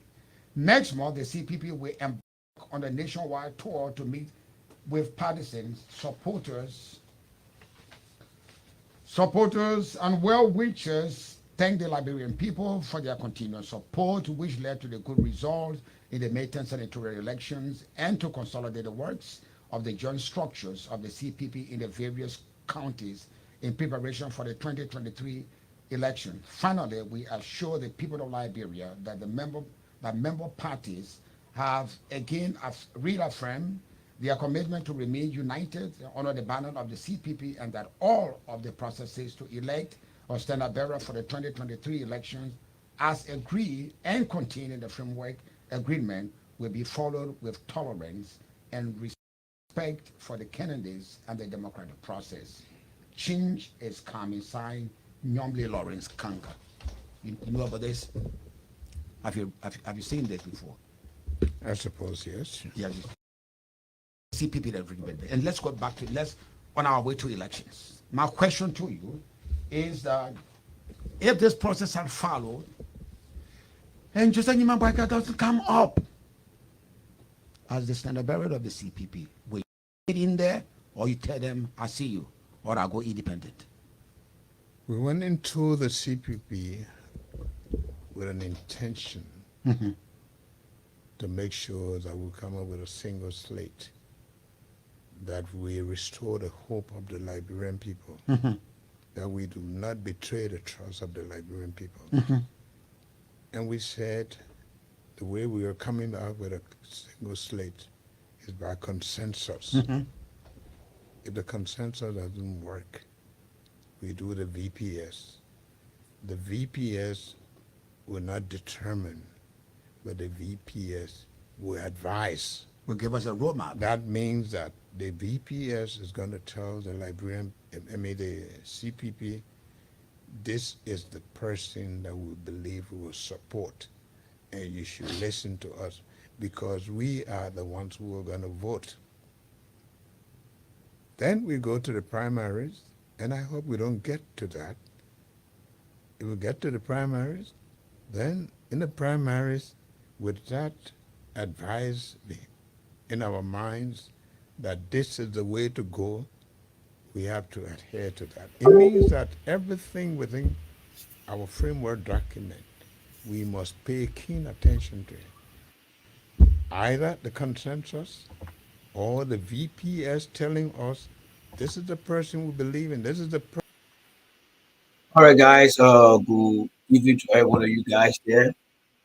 Been a very great day for me here today. But I just thought it was to come here and close the day or close the weekend with you guys. Been very, very busy today, trying to do stuff around the house. Let me see something here quickly. I'll be right back. So just share the video. I'll be right back.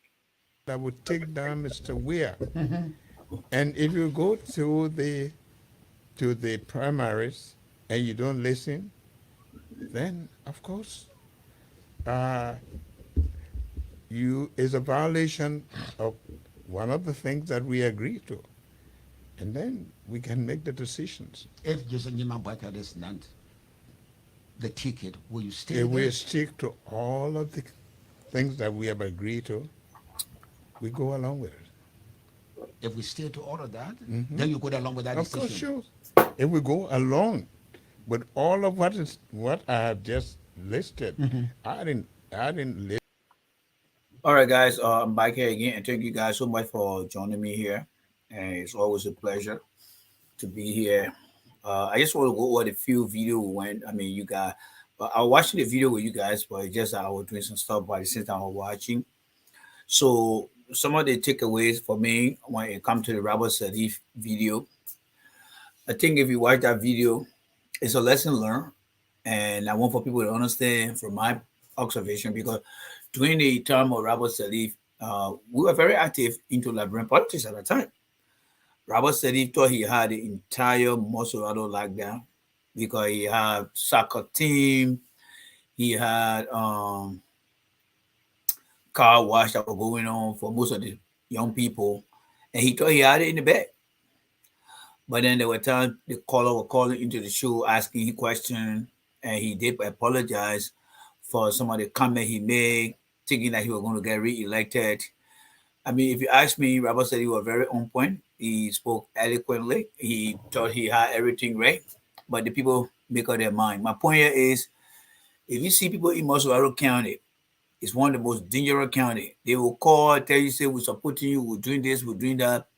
Don't fall back on that and start to buy your ribbon for celebration. It is not all until the result is given to you. People will call you, they will tell you that they're ready to do X, Y, Z, but in the end, they will not vote for you. And so some who are new to the election, fine. But those are all who understand how it works, so shall it be. And you know, but then as far as Joseph Walker goes, squandering opportunities, whenever you listen to the video over and over, you tend to learn new things. Joseph Walker, James Wattar, Eddie Johnson said he brought a lot of people in the country to come and work. These people were not dedicated to implementing things. He was just the vice president. He couldn't say anything. But an interesting question that was asked of him, why didn't you resign ever since? And I think Joseph Walker had resigned a long time, like I always said. If Joseph Walker had resigned a long time, I would have been campaigning for Joseph Walker, or I, who had campaigned for Joseph Walker, had he resigned after Eddie Johnson's first term. But he never did that. He stuck with them until they did what they could do. And today, he became a cashier. You know, so a lesson learned for him here now is, I mean, he's running again to be president. But one of the obstacles he has now is he got people around him who will be the same replica of the same thing he accused Ellen, and you know, for. And it's, you can see these guys around Joseph Walker. They are not going to change anything. These guys are a bunch of hyenas that just want to go out there and go get their cut. If you listen to Joseph Walker as an individual, he got good heart. But the people around Joseph Walker, if you have many Liberians, most of the obstacle or issue with Joseph Walker will be the people around Joseph Walker. And we need people with integrity that will provide open government, clean government, and fair government. But do you think we're going to have those kind of people? Absolutely not. So with that being said, I have a few video here to show to you guys here. Yes. I have a few video here to show to you guys. So we're looking at integrity today, right? Yeah, so we are looking at integrity today. So the first video I would like to show to you guys here is this video here. I know we are seeing a lot of videos, but this video here, all right? So you guys have seen the video, all right? But let's discuss it from our end here. So this video is about some government officials, and I think we got the information here. So let's see where we can find them here. Let's see whether we can find these guys here, so you can get to match them by their faces. All right, let's see what we can find them here, so we can get to match them by their faces here. All right, let's see here. Okay, I'm trying to find the NPR. Okay, let's see here. So bear with me there, guys. Let me try to find them here. Bear with me there. I don't want to get a good picture of them right here. I know you guys have seen them before, but this is something that I'm doing by myself and for the show. All right, so I just want to share a screen with you guys here. I thought I had this here. Maybe I should have it. I think it's somewhere here. But let's see here. Let me quickly come to image here. Maybe I may see them quickly. All right, there they are. Good. So they are right here. All right. So we're going to show you guys right here. So we're going to come here and leave that video alone. All right. Let's leave the video alone. All right. So let's see right here, and let's share the screen here. All right, let me share my screen with you guys, and we're gonna come right here. All right, is I right here? Let's see here. What was it? Let's see if this is it here. All right, yeah, this is it here. Yeah, all right, this is it right here. So we're gonna open this up. We're gonna share the screen here with you guys. All right, so we are in this share screen mode here. It's gonna come up very soon on your screen there. Open up. All right, so these are the guys right here, folks. These guys right here, as you can see them here. This guy right here, and this other guy here. These are the guys who are sedition working for Georgia government. And the video you're about to watch, I'm sure you have seen it, but just to know who the guys are.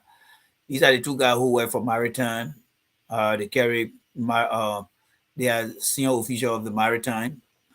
And you know what happened to them. Let's go to the video here. So let's start the share and come to the video. So these guys went and let's put the video back here as you were here. 학생을 성폭행한 혐의로 붙잡혔습니다. 라이베리아 외교부와 국제기구의 직원입니다. 신고를 받고 출동한 경찰과 대치하다 체포해. So as you can see, you will see the subscribe. If I need to take my picture out of here so we can read the subscribe together. So let me take myself off the screen and let me remove the comment. Let me hide the integrity part so we can get a clear view. Because I would like to get a clear view. So, all right. So let's go back here. Foreigners attending an international event in Busan have. All right. So let's play the video there so we can see. So you know the faces of these guys. So let's go to the video. 참가한 외국인들이 10대 여학생을 So you say they have been arrested on charges of sexually assaulting teenage girl. 폭행한 혐의로 붙잡혔습니다. 라이베리아 외교. All right. He is an employee of the Ministry of Foreign Affairs of Liberia and an international organization. 부와 국제기구의 직원입니다. 신고를 받고 출동한. All right. He even resisted the arrest while confronting the police who were dispatched after receiving the report. 경찰과 대치하다 체포에 저항하기도 했습니다. 정민규 기자가. This report is Zhang Yuming. I'm not doing that words. 늦은 밤 부산의 한 호텔 Late night in a hotel hallway in Busan. 또 경찰들이 객실 앞을 police block the front of the door and screen off. 나가섰고 안에서는 여성들의 비명 Women can be heard inside. 소리가 들립니다. 한방. 안에서 객실 A situation in which the door of the room is locked from the inside and cannot be opened. 문을 잠가 열리지 않는 상황. 비상 열쇠를 꽂. I plug in the emergency key and try to open and try to kick as hard as I can, but 잡고 발로 힘껏 차보기도 하지만 꿈쩍도 하지 않습니다. It doesn't budge. Police! Open the door! Police! 외국인이 한국인 여성들을 감금해 폭행하고 있다는 신고가 접수돼 경찰이 출동한 건 어젯밤 11시쯤입니다. 전화를 해가지고 지금 상황 위험하니까 좀 빨리 좀 와주세요 하고 이제 기다리다가 또 안 오니까 여자애들이 울고 있고. 문을 열기 위해 119 구조대를 부른 뒤에도 대치는 한동안 이어졌습니다. This is the front desk staff, so open the door. Why coming to your some girl? 경찰의 설득 끝에 객실 안에서 나온 사람들은 라이베리아 국적의 남성 2명이었습니다. 함께 있던 한국인 10대 여학생 2명은 길에서 만난 이들을 따라갔다가 성폭행을 당했다고 경찰에 진술했습니다. 경찰의 확인 결과 이 남성들은 우리 정부 등이 개발도상 국가를 위해 마련한 교육을 받으러 온 라이베리아 외교부 직원과 국제해사기구 소속 직원이었습니다. 이들은 입국할 때 외교 여권을 사용한 것으로 전해졌지만 국내에 주재하는 외교관이 아닌 만큼 형사 면책 특권 대상은 아닙니다. 경찰은 이들 라이베리아인을 성폭행 혐의로 이건의 유치장에 입감하고 자세한 사건 경위를 조사하고 있습니다. KBS 뉴스 정민규입니다. All right, so there you have it, there, folks. There you have it. These guys were busted, and they are now making the news internationally because when you tap into Liberian and arrested for what they call it, 2 Liberian arrested for rape in South Korea, their name will pop up and you get to see them. Now, what does that mean for the government of George Weah? I would say George Weah government is not going to take everything at 100%. Even though we need to improve our hiring process and our system of bringing people on board, these guys, I believe, are sedition, and nobody knew their background. But I think over the years, as a country and as people, we need to be able to put in place some type of hiring process that will give us a hint as to what people are. Because from what I learned on the SKTV show today, one of those guys had an issue in the United Kingdom, Great Britain, and whether that was really looked into by the government prior to appointing the very guy who is also in the same situation, none of the thing was done. They allowed him in. So he had gone to do the second thing again. I cannot blame the government 100%, but I will blame the government if I was giving 100% blame, I would blame the government at the rate of, I would say, 65%, and then maybe the 35%, will be on the part of those guys. Self-discipline is very important. Self-discipline is very, very important. There's nothing wrong with single guys going out on a trip to go and socialize. These things are part of life. But what makes it to be bad is when you don't get to understand, one, the environment you find yourself in. 2, if you came in contact with anyone, what you need to understand, what is the best thing to do. If you don't follow those things and you go wrong, you can be held accountable. There are times that you will follow those things, and there are times that you will follow those things, and if it turns out to be bad, there will be paper trails that will save you. Bottom line for me is just stay away from those things. That is the shortcut for me, because people tend to set people up. People tend to demoralize people. But if you look at the history of somebody who has done it in the past, no decision has been taken, and they continue to do it, it will affect you. Now the situation they put themselves in right now, they're trying to determine whether they can get or give them diplomatic immunity. If that happens, well, they may be released and come back home. But the next group of people, including Liberians on that ground in that country, will be scrutinized beyond the normal scrutiny they're going through right now, all because some people came and decided to destroy the country and try to destroy their citizens, and they're going to be very tough. This is a shame. But here's what is most shameful here. This video you're about to see, these 2 guys that you just saw, a young man, you know him very well. Perhaps you saw the video. I want you to listen to this young man. All right? I want you to listen to this young man. This young man is trying to become a senator. He has been a strong supporter of CDC, and he has been a very big advocate. But I want us to listen to how he answered a question that was posed to him. It will give you a sense as to whether we are getting better or getting worse. So let's go to that video. So I'm going to upload the video here. So for many of you that saw the video today, we are about to analyze the video. So the guy you see to the far right here, right underneath the jaw, we have photo here. This is Vendetta Patrick. Yes, this is Vendetta Patrick. And I will tell you guys this.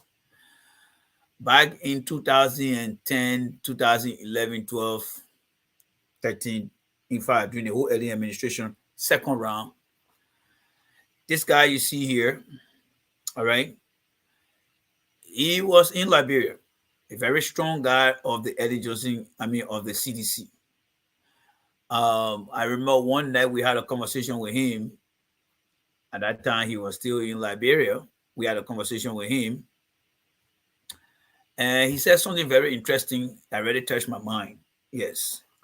He said something very interesting. So this guy right here, all right, his name is Vendetta Patrick. Some of you guys know him right now. So between 2013 to 2016, we used to be on Radio LRB. And after the show, we would sit down and have a conversation. One thing he said that really resonated with me and stick with me today. All right. Somebody said, well, not Korea. They will not give them diplomat. I'm telling you, Levy. Yeah, Levy. I'm telling you, right, Levy. But we'll talk about that, easily. We'll talk about that easily. Don't worry about that. But I can agree with you. All right. One of those guys, I believe his name is Moses, had a problem for rape in Liberia. There you go. So you see the repeated behavior there. But I'll come to that, all right? Sis Levy, I will come to that, and I encourage all the statement, all the comment to come out here. So you share the video, because right now we are looking at integrity for open government, clean government, and fair government. All right. So those very guys, all right, you saw what they have been allegedly accused of. They have been arrested. Now, this guy here, they call Vendetta Patrick, as I was saying to you guys. I think I need to let me bring myself up here a little bit here so you can see me talking here. There you go. So this guy, they call Vendetta Patrick, between 2013, I believe, or 2014 to 2016, during the early administration, he was very vocal. I don't want to bring the video up, but he was one of the guys who insulted Ellen, arrested him, because at that time, the freedom of speech was not as open as it is today. And he got arrested and he was thrown in jail because of what he actually said to Ellen. But I recall one time we were having a conversation after our radio program. There was nothing like Facebook Live that time. And we decided to ask him from the United States that time and say, why are these guys just, we were talking about the Liberians on the ground now. Why are these guys on the ground can't really take good advice from people who really want to help Liberia? And Mr. Patrick responded, well, my man, these men are hungry men in the town. What you can say to hungry men? Somebody can't get a man $100 to vote for the man, to vote for them. You think the man would not do it? And that stuck with me for a very long time, especially the phrase that he said, hungry man. Now, God assisted him. He came here, went to a leadership school at Harvard, came out of there. You imagine that the little leadership education he got, he will utilize it to the full potential. However, what he did on the show today, I'm trying to bring that to you. And there is a reason why I thought it was to bring it to you. First reason here is he wants to be senator in Magibi County. Yes, he wants to be a senator in Magibi County. No political experience except for being a party supporter, speaking out there on other things, right? He's wanting to be an advocate. He's wanting to speak on issue. But if you don't have a hands-on experience, years of doing something that is politically directly involved with politics, you become very new to it. So Moses, as you see him over there, Sekou, decided to ask him this question about those guys. Now, let's go into this with ethics, moral value, discipline, and integrity. Let's go with that mindset and listen to this guy. This guy who wants to be a senator. He is a political aspirant, all right? So let's listen to how and what he's going to say. So let's blow this up so that you can see it and listen to him. All right? So Moses is about to ask the question now. I want to use the word diplomats out of our country who were alleged, have rape allegations on them in South Korea. What do you guys say about that? Because this is disturbing. It's It's problematic. But also credit to one of our friends and one of our brothers, Charles Yate, who released also or who released the police report or statement about these same guys, the same guys who had an allegation on them in South Korea. So it seemed more like a trend or a pattern. So what do you guys say about that, especially on the issue of rape internationally? Think about what's going on in Liberia with the rape and other cases going on. What do you say, Mr. Patrick? Now, I want you guys to listen to Mr. Patrick. He is about to answer the question, and we are now ready with all our attenders attentive or listening to him attentively, ready to hear what he's going to say. So let's listen to Mr. Patrick. You already know the two guys. They have been arrested. Investigation is taking place. One of them have a prior history of doing the same thing. And that very person, Mr. Patrick, knows that person very well. He's going to speak to that person, a relationship. And now let's listen to how he's going to answer the question. Let's roll the tape. So first and foremost, I want to say that it's condemnable, is barbaric, is unprofessional, that these individuals were caught in an act. I know them. I know one of them very well. He graduated from the United Methodist University. He's a very good friend of mine, Mose. Now, I want you to get that now. First, the entire behavior, the act they committed. He came out and said that act is condemnable. That means he encouraging you and I to what? To condemn it, right? And he said it's very unfortunate that they were caught in an act. And he making a case that is condemnable. They were caught in an act. But then the test steps, these guys are my friend, especially the one called Moses. And Moses is the guy who got this history of doing the same thing over and over. Now, he's going to the fourth phase now, and there where I want for to pay attention. All right? Let's listen. Wins Brown. Yes. We have good relationship. It was unfortunate that he was caught in that act. Again, in the court, this is the court opinion. It is unfortunate. Okay, now let's reduce the screen here, right? Now, this is a young man who said he wants to be senator, right? He wants to be a senator. Graduated from Harvard School of Leadership. He started to say the act of these people should be condemned. We give him a thumbs up for that. They got caught in the act. We give him a thumbs up for that. He brought to our attention that he got a relationship. He knows both guys. One of the guys, he knows them very well because he graduated from his school. And one of the guys is someone that he knows personally. But where the hair started to grow on our back, when he said it is very unfortunate that he was caught.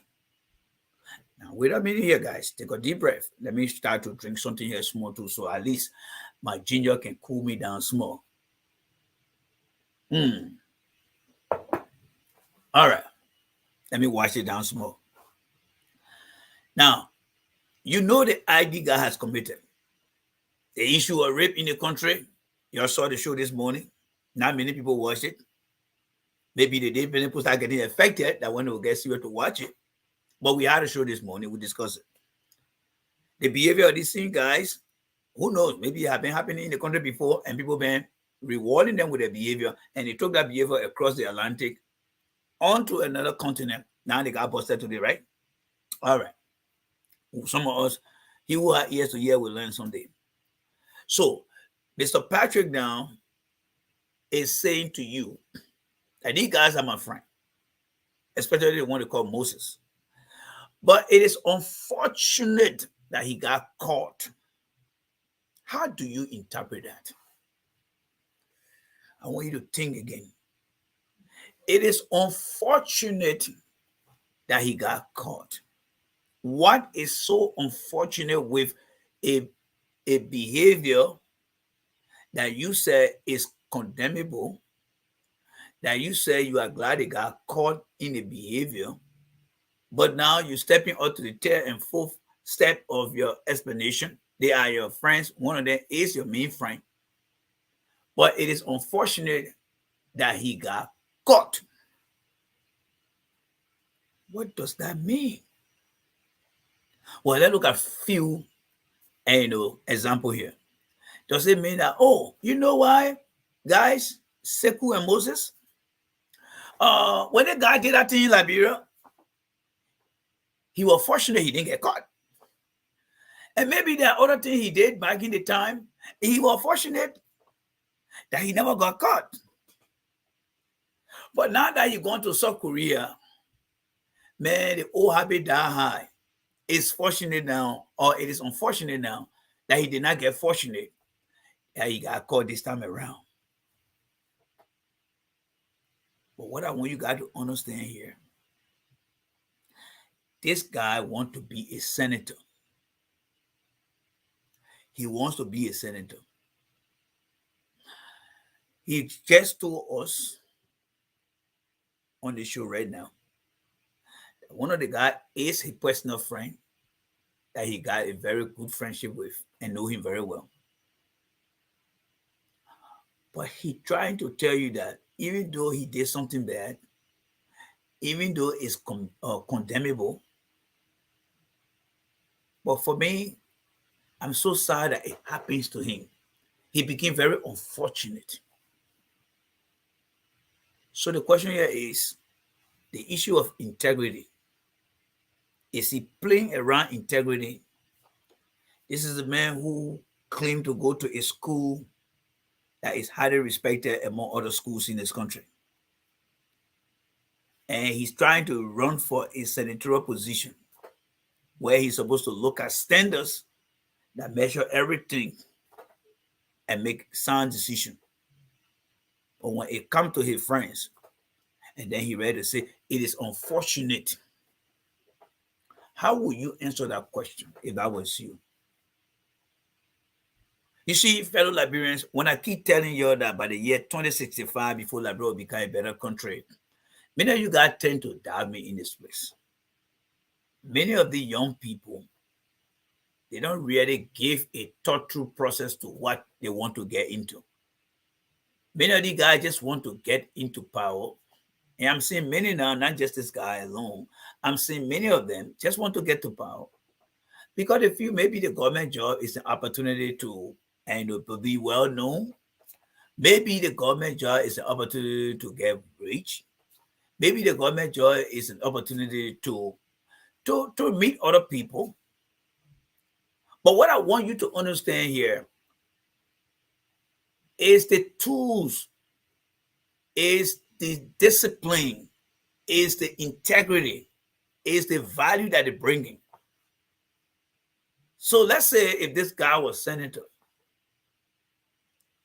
in a position where he could certify individual, whether they go out there and did something wrong or right. Is that how he going to answer that question?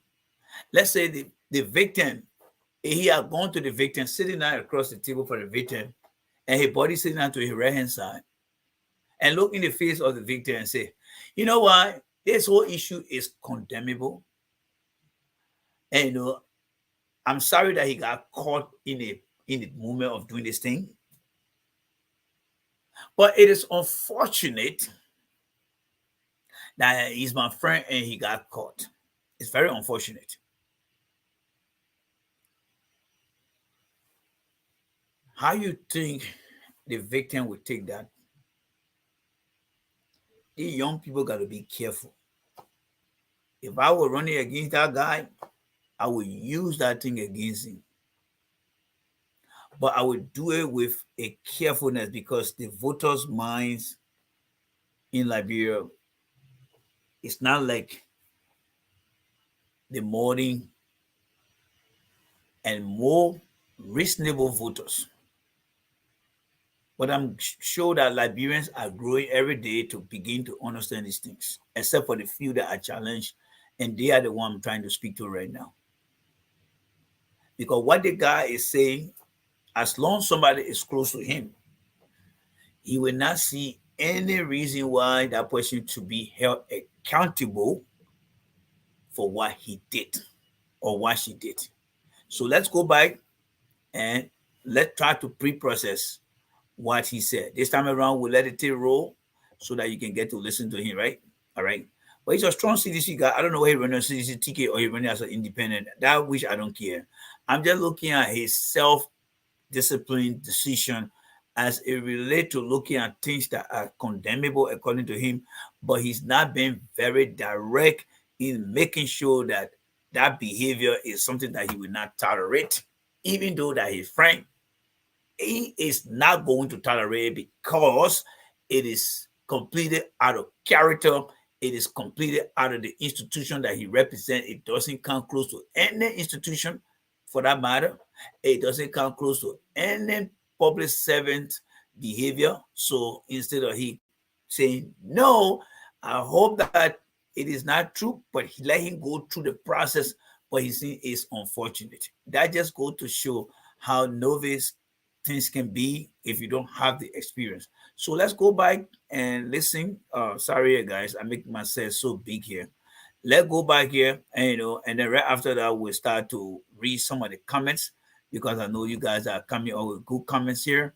So let's try to listen up here and play the tape here, right? Let's go back a little bit here. Let's start from the beginning so we can let it roll good go here.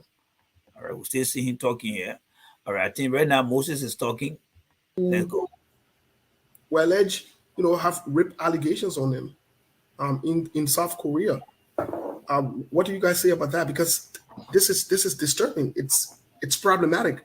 But also credit to one of our friends and one of our brothers, Charles Yate, who released also or who released the police report or statement about these same guys, the same guys who had an allegation on them in South Korea. So it seemed more like a trend or a pattern.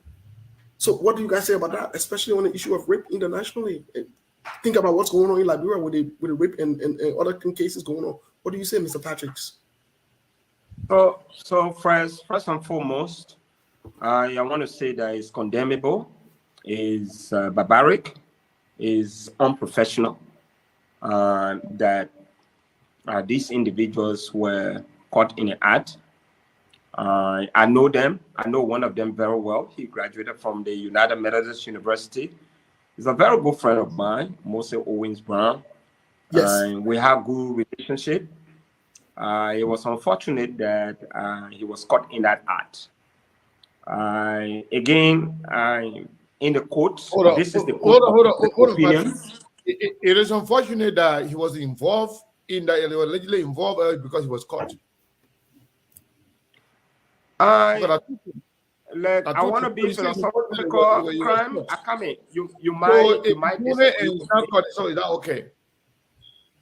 No, let me just say this. It becomes a crime. I want to be very philosophical. I don't know whether you might agree or not. There are a lot of people who come here. You celebrate them. Some of them you celebrate them. All right. Now the red meat is coming in there now, folks. All right. So let's say this here. Moses, not Moses, but Sekou erected a very good point. What is unfortunate that he's involved, or it's unfortunate that he got caught. You see, friends, it is not the school you go to that make you. It is what you took from that school that you can perfect to make you to be better.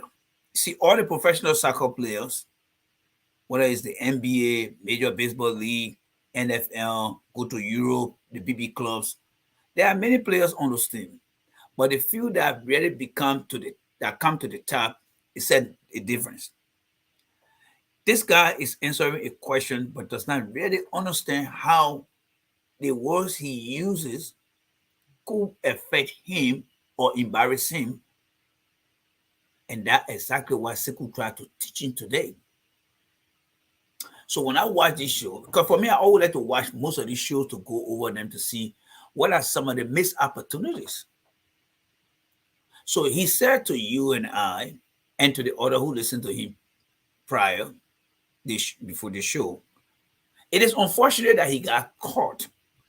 And what does that say to Sekou?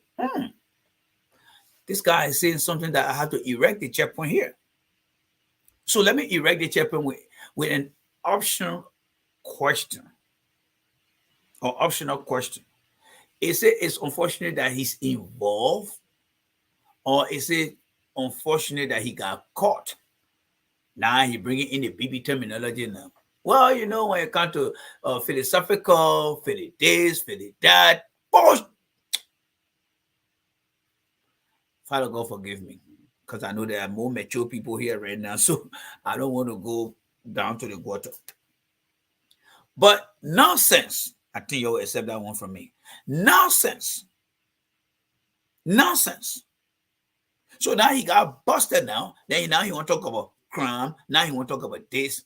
But I'm sure that he saw the video. The reporter are saying that these guys have been detained. They have been speak to what has happened and don't come and protect your friend here. Speak to what has happened.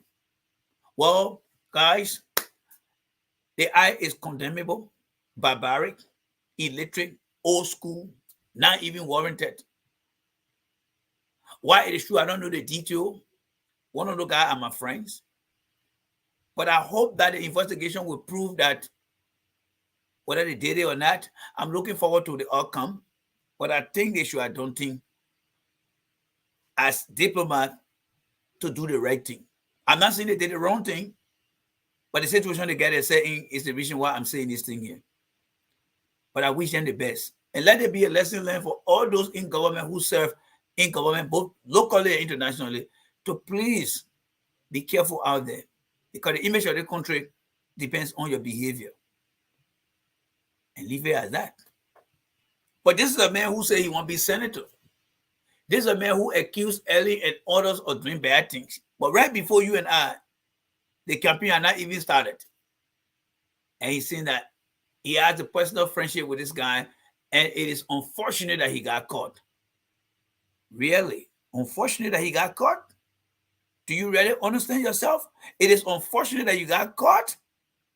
I mean, that he got caught. Yeah, you kidding me? It is unfortunate that he got caught.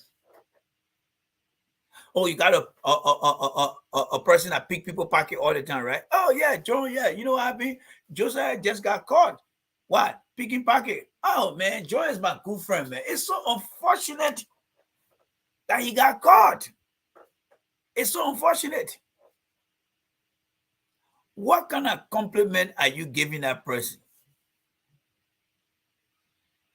So let's read a few comments here, guys. Let's read a few comments here. All right?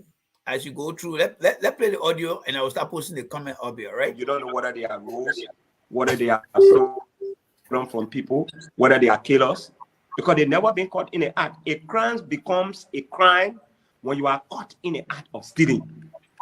But as long as you are not caught in it, that's total nonsense.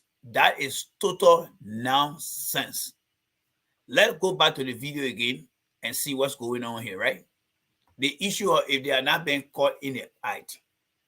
People can be caught in an act, but the evidence can exonerate them. Because sometimes the act can be for a good reason, and sometimes the act can be for a bad reason. So that's a poor analysis is given over there.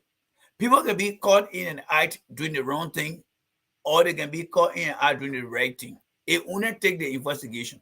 These guys, according to the Korean people, and this is no fake news here, because when you go to the Korean website, KSB stands for the Korean Broadcasting System, KSB.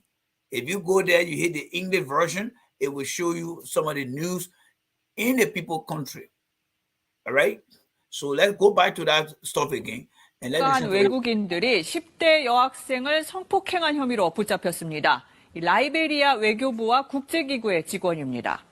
신고를 받고 출동한 경찰과 대치하다 체포에 저항하기도 했습니다. 정민규 기자가 보도합니다. 늦은 밤 부산의 한 호텔 복도. 경찰들이 객실 앞을 막아섰고 안에서는 여성들의 비명 소리가 들립니다. 안에서 객실 문을 잠가 열리지 않는 상황. 비상. So how do you describe the live reporting here?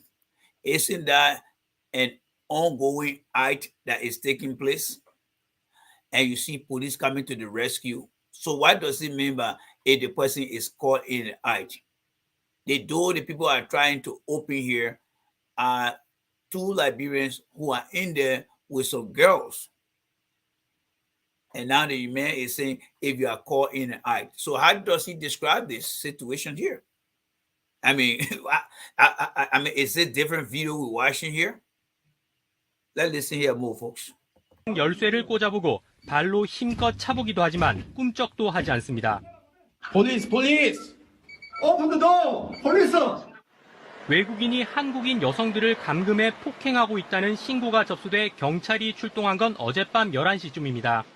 전화를 해가지고 지금 상황 위험하니까 좀 빨리 좀 와주세요 하고 이제 기다리다가 또 안 오니까 여자애들이 울고 있고. 문을 열기 위해 119 구조대를 부른 뒤에도 대치는 한동안 이어졌습니다. This is the front desk staff, so open the door. Why coming to here some girl? 경찰의 설득 끝에 객실 안에서 나온 사람들은 라이베리아 국적의 남성 2명이었습니다.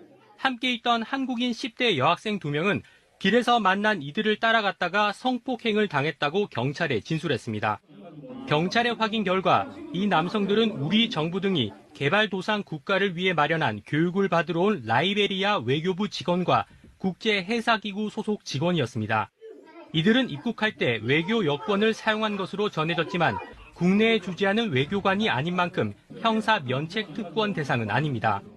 경찰은 이들 라이베리아인을 성폭행 혐의로 이건의 유치장에 입감하고 자세한 사건 경위를 조사하고 있습니다. KBS 뉴스 정민규입니다. So you got a reporter, all right? You have a reporter who is live on the scene. You got someone who took a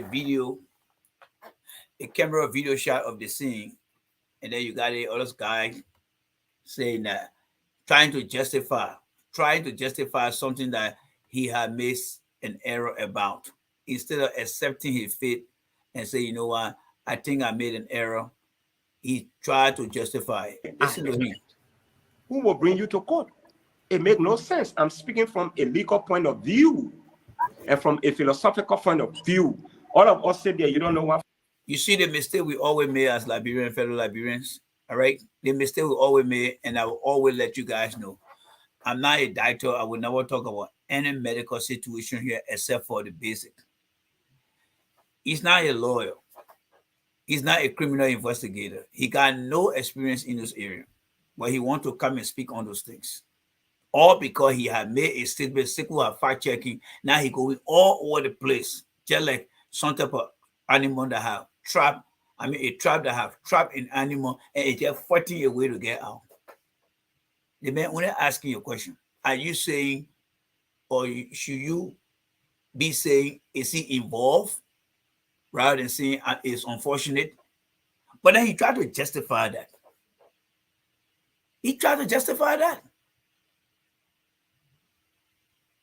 Sometimes you got to play it smart. If the man asks you, say, are you trying to insinuate, because of the B word they can use in Liberia, but who will say, were you trying to say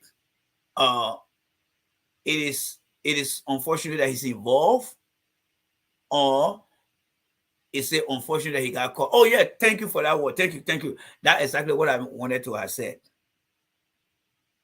And you move on. But when you start to defend it, then it becomes very ugly. So now let's listen and see how it's going to get ugly and uglier now, right? Because he asked for it and he poured himself up to this. All right? Let's listen to it right now. Let's listen here. Fandela did last night. Maybe I stole somebody money, or maybe I armed robbed somebody. I have not been caught. But when I'm caught in the act, then this is where the law comes in. The law does not go looking in your bedroom what is happening there in the night, whether you violate the laws or not. But once you are caught in the act, then gives the legal authority the chance to probe you. So if I say it was unfortunate, he was caught in an act, meaning I'm trying to say that I don't know him to be that kind of person. Like I said, I don't know him to be that kind of person. But for the fact that he was caught in this act, it has now become an issue of discussion, and for legality to be measured against his action, and whatever maybe sentencing or whatever, or extradition, the law will interfere in. Nonsense. Nonsense. Nonsense. This is a typical Liberian behavior, character. You made an error. You made an error. Accept the error. There is no need to justify something that you have already broken, and the way you try to put it together, it will not be the way it is. He made an error. But listen to what Moses is coming to say here now. That situation. So I just wanted to make that very clear. I'm sure you will agree with me. There are many of us passing on social media. We don't know what we have in our closets, except we are caught in the act. Before you know Fendela is a role, or Fendela is a rapist, or whatever. But Fendela, please, just before you land on your statement, sorry for interrupting. I think I'm a little concerned about the statement that you made as well, because you spoke in context. And I want for to clear this out. No, I didn't speak in context. Hold on, please. Hold on, I don't want please. to be like the other people who spoke in context. No, please hold on. Please hold on. You are an aspirant. You want to contest to be a senator. Yes. And when it came to you calling on the president live, yes, because it's on record, for you to say that it's unfortunate that he was caught or finally got to book, after I've even told you that there is a record of this same guy. There you go. In Europe, England. There's a record, a police record. I can send it to you of this same guy, your friend, your quote unquote friend or good friend, like you said. For you to follow up with that statement that it was unfortunate he was caught, I'm a little disturbed by that. And I agree with Moses too. I agree with Moses. You see, folks, sometimes those who really learn in this country, there's some of you guys, and stand beyond what we learn. It is not a matter of us trying to brag, but what many of us, including you guys out there, have been taught in this country is to look at things from a historical or behavior pattern. Moses is trying to tell this guy now, Mr. Patrick, I don't care how you justify what you're just trying to justify. This man has a history of doing the same thing. Oh Lord, I don't want to use no expression here tonight because I know my sister didn't listen yet. So, oh God, hold my heart. Let me take my stuff going small. My junior going down. This guy got a history of doing the same thing. And I think my sister Levy just said he also did similar thing in Moravia. Moses is saying similar thing happened in Europe. Now he's taking it to Asia. Well, don't bring it to America here. But I know the Asian people will take care of you down there. So with that in mind, Moses is saying, whatever you're saying about this guy, he has history about behaving like this. And if you ignore that, or perhaps you don't know, and I think to be very fair to him, maybe he honor you and say, oh, I didn't know that the guy would been doing the thing here, which I doubt that he would not admit to. But Moses is saying that the guy has a history. And based on his answering of this question, he had put some type of doubt in his mind, Moses, in my mind. And it should also put doubt in your mind that if this guy become a senator, we're going to have a problem again. Because remember, there was a representative who raped a guy doing anytime in our Grand Judah area. Representative Muradi. Nothing came from nothing today. Because all his friends there, they protected him. Wherever that guy is today with that child, It's going to be another scarf that she has to live with. So when we get young people coming out and want to be senator, representative, or even president, and they are coming to the table with a kind of undisciplined choice of words, choice of preference over integrity, then we will have to police them. That is the message that I have here for you guys. So let's listen to the conversation. I'm about to play you. I'm about to read. I'm post some of the messages here so that we can listen to. We can get to read them together. But in the meantime, let's listen to how he answered his question here. All right. So let's listen to that conversation, and then after that, we'll go to the next. We'll go to the next one. All right. One interesting one. So let's go here. All right. I shouldn't be doing this. All right. So let's listen to him. Make a case here. No. Let get this clear. I follow him because let me let you come in. Let me let you come in. I'm disturbed by that. Because this will inform me that if Vandela Patrick becomes senator, when his friends commit crime, you'll try to intellectualize it. This is not a place for intellectualizing things. No. Let's be realistic. It's just a simple English. Okay. Excuse me. It's just a simple English. It's unfortunate, and I want to repeat. If this man had all these criminal records, he was appointed as Liberia's permanent representative to the IMO, International Maritime Organization in the U.S. I don't know whether he had been a rapist. You don't know whether Vandela had been a rogue. You cannot vouch out for all your friends. You see, that makes no sense, right? Sis Levy said there is a story in Morovia. Moses said this guy, he got record that the guy had done something. So when the guy come out and say, "Oh, I don't know," since he became representative, why is XYZ? Well, let's give him the benefit of the doubt. Like I said initially, before we started the whole conversation, the government of Liberia should take 65% of the blame, and I think the other 35 should go to them. The government should have done a due diligence on the behavior. All right. But now, what is the lesson learned here? I think the government need to be able to get people's opinion. If they don't have a system of tracking people, the government should be able to have a public opinion from credible people who know these guys. So the statement he's making about, I think people should, we don't know when the man got hired, that's nonsense. All right? The government should be able to put things in place to be able to properly vet people. So let's listen to him here again. I mean, I'm not going to say anything. I can voice out that Steve is a best friend, or Sekou is a best friend. Whether you can do money laundering or this and that, I don't know. I have not seen it. I don't know, Sis Agnes. I don't know who running against him. All right, because I had a conversation today with Sekou today, Sis Agnes, and Sekou asked me the same question too. I don't know who running against him. Maybe somebody here know who running against him because he running in Margibi County. So I don't know who running against him, Sis Agnes. But I hope somebody on here will be able to give her the name, but or else we can do our research this week. Never come out. So for the fact that he represents Liberia at that high level position, and he's caught in the act of rape, it's unfortunate that Liberia's image has been destroyed out there.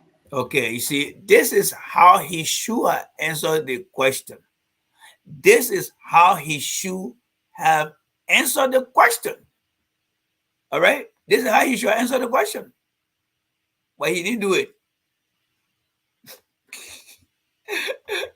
It's unfortunate that he has brought shame and disgrace to our generation. It's unfortunate that someone of that caliber will go and commit an act that is totally different from his professional career. I see that as a contradiction of his professional career. This is the unfortunate part about this statement. I mean, about this action. You know what he doing? He coming to his senses that he's admitting that what they do is bad, but he still want to bring in the unfortunate. Man, look, man, you screw up already, man. Just move on. He has embarrassed Liberia. He has embarrassed his family. He has embarrassed some of all who are his friends. He was my friend. I will not come here because he in trouble, so I can't and say I don't know him. That's why from the beginning I say his actions were condemnable. Rape is a crime everywhere. It's a universal crime. You should have stuck with that. Whoever commits that crime, they have to be condemned. That was the opening statement, that is condemnable, meaning we condemn it. And it's also unfortunate that the mayor of that type, who is representing Liberia's image, will go into another country, especially on his professional work, to commit such a crime. I don't know him to be like that. Why did he do that? When he was appointed as the lieutenant representative to the IMO. Tyrone, my man, you got a very bad intention for the guys. Let me tell you, sorry for order. Nobody thought that he would have done that. I did not know. Maybe you knew. Why should he damage the image of our country? So this is what I'm saying. It is an unfortunate situation. If you think he alone is embarrassed, he alone is not embarrassed. You are embarrassed. I am embarrassed. The image of Liberia. Yeah, sis Angela Rose, though the guy is a strong sedition, right? Yes, the guy is a strong sedition. He is a strong sedition. The guy he talking about as a friend is a strong sedition. Yeah, he's a strong sedition. So Liberia is embarrassed. The government of Liberia is embarrassed. So this is the point that we are making. So why are you trying to tie this into my political career? Like when you become senator, you sue your friends, this and that. Show me one person I have. So he think that he has gotten all the rules now after talking all that crap. My goodness. Anyway, let's try to move on to another one here again, guys. Let's take this one out, but I think we got the clear picture now that he dropped the ball, but he doesn't want to accept his wrong. So let's try to get to the next one here. I don't know what this is say here. Let me see this other video here. I don't really. Okay, all right. So before we get to that video, because that's a just short video, let's get to the last item and then we'll call it a day because we're almost coming to 10:31. So this one is no video. It's just to discuss again about character and thing here. So I thought I wanted to share this with you guys here, folks. All right.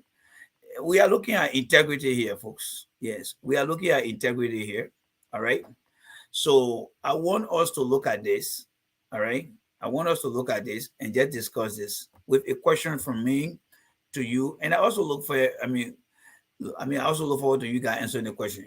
So in fact, with everything that happening to this guy here, the kind of headlines we see in the country, the situation he found himself in America here.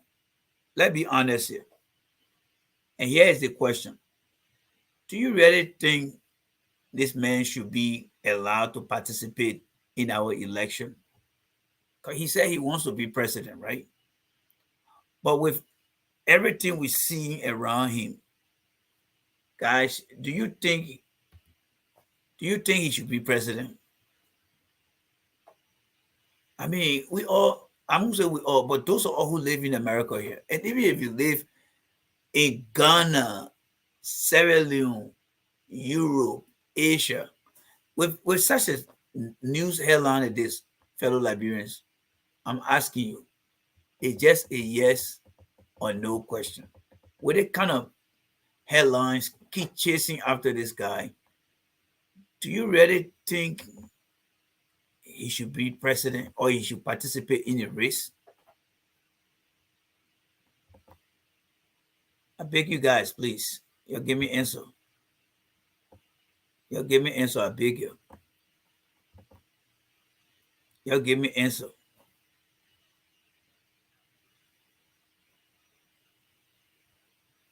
You give me answer.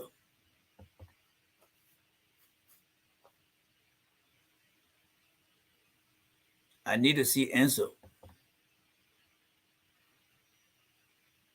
All right, I got a first answer there. So Miata Takina is saying no. And then contrary answer, I see no here. All right, say Agnes said no. Anybody else? I mean, you can follow up with more detail if you want. I think he should focus on his personal problem and forget about running. I couldn't agree with you more here, Sis Angela. And the same as they know as well. Because this is not something that you can fight.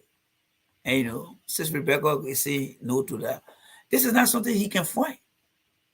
And it's not like in the case of Mr. Cummings where people try to put things against him, and we all know it will all goof up together. But you are in the United States where the people got evidence, and then the information and the headline keep surfacing. And I think to do himself a favor, those are advising him. I don't know whether he's taking the advice. All right. I thank God for J. Randy, his friend, supporting him now because he cried every day.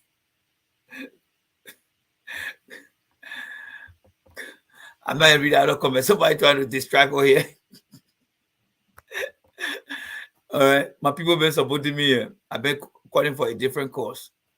Yeah, no, but Liberian will. Okay, good. So I think Marie Pride, right?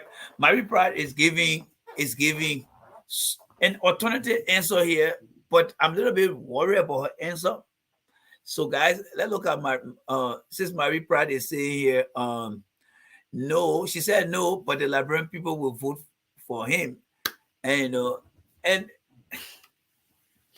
I want people really, I mean, this is where the voter education comes in, right? Yeah, this is where the voter education comes in here. So I don't know. Running is the least problem. Exactly. And there are so many components to that, right? What if, and then look at it, what if maybe he get, or he's found guilty? What if he's found guilty?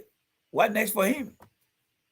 So I think I agree. Okay, there you go again. I think I agree with every one of you guys that said no, that he should also focus on his career.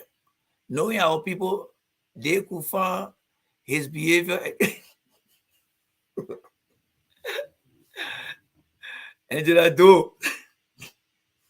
She ready for our people again.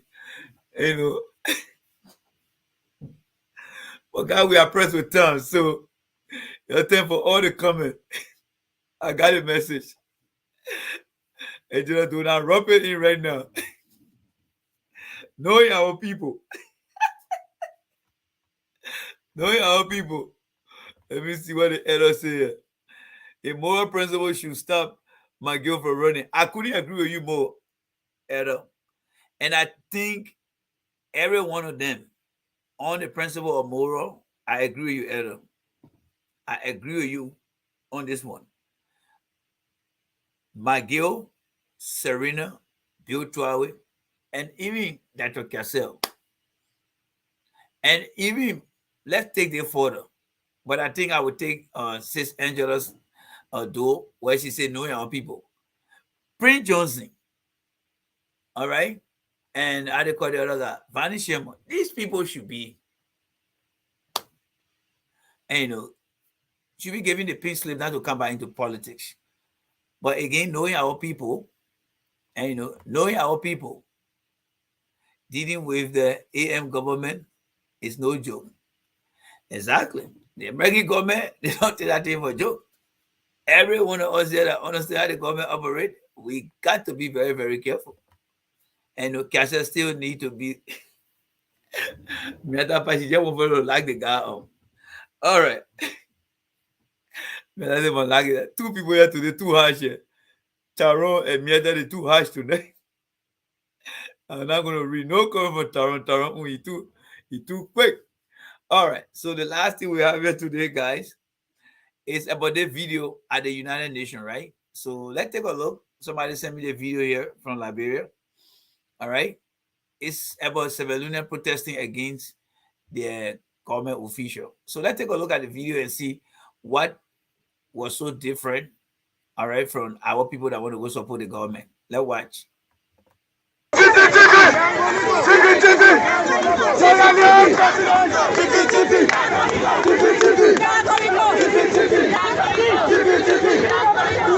a killer! It's a killer! He's killing our people! It's a killer!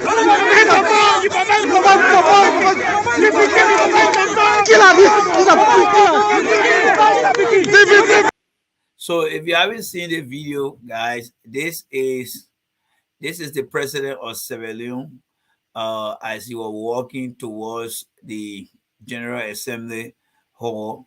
He got this cold shoulder treatment by his people. All right. As you can see, the 17 flare right here behind the barricade here. And there's so many people taking place, so many protests. As you can see, over the guy in the gray suit here. There are so many protests. I see some Chinese looking like right in here. So people are always protesting in our area over there. So it's not strange. And, you know, but I think some of the presidents are used to that. They even get hands up. So these are the Sierra Leonean here. We see them with t-shirts and, you know, and stuff like that. But their dress code is that kind of very unique.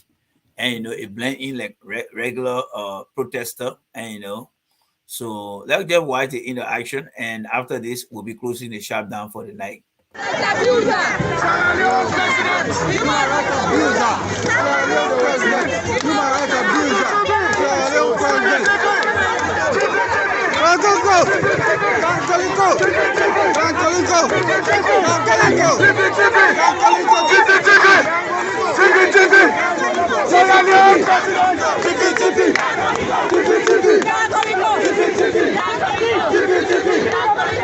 He's a killer. He's a killer. He's killing our people. He's a killer. Killer. He's a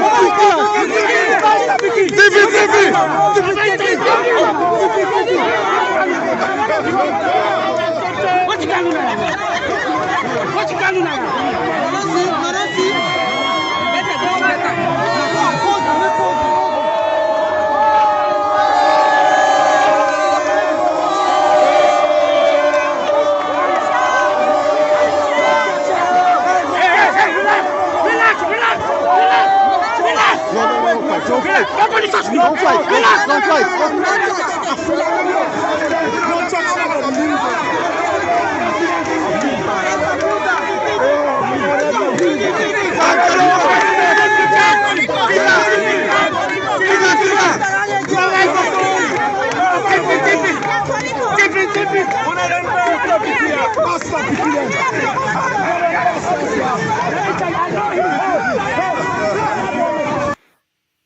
All right.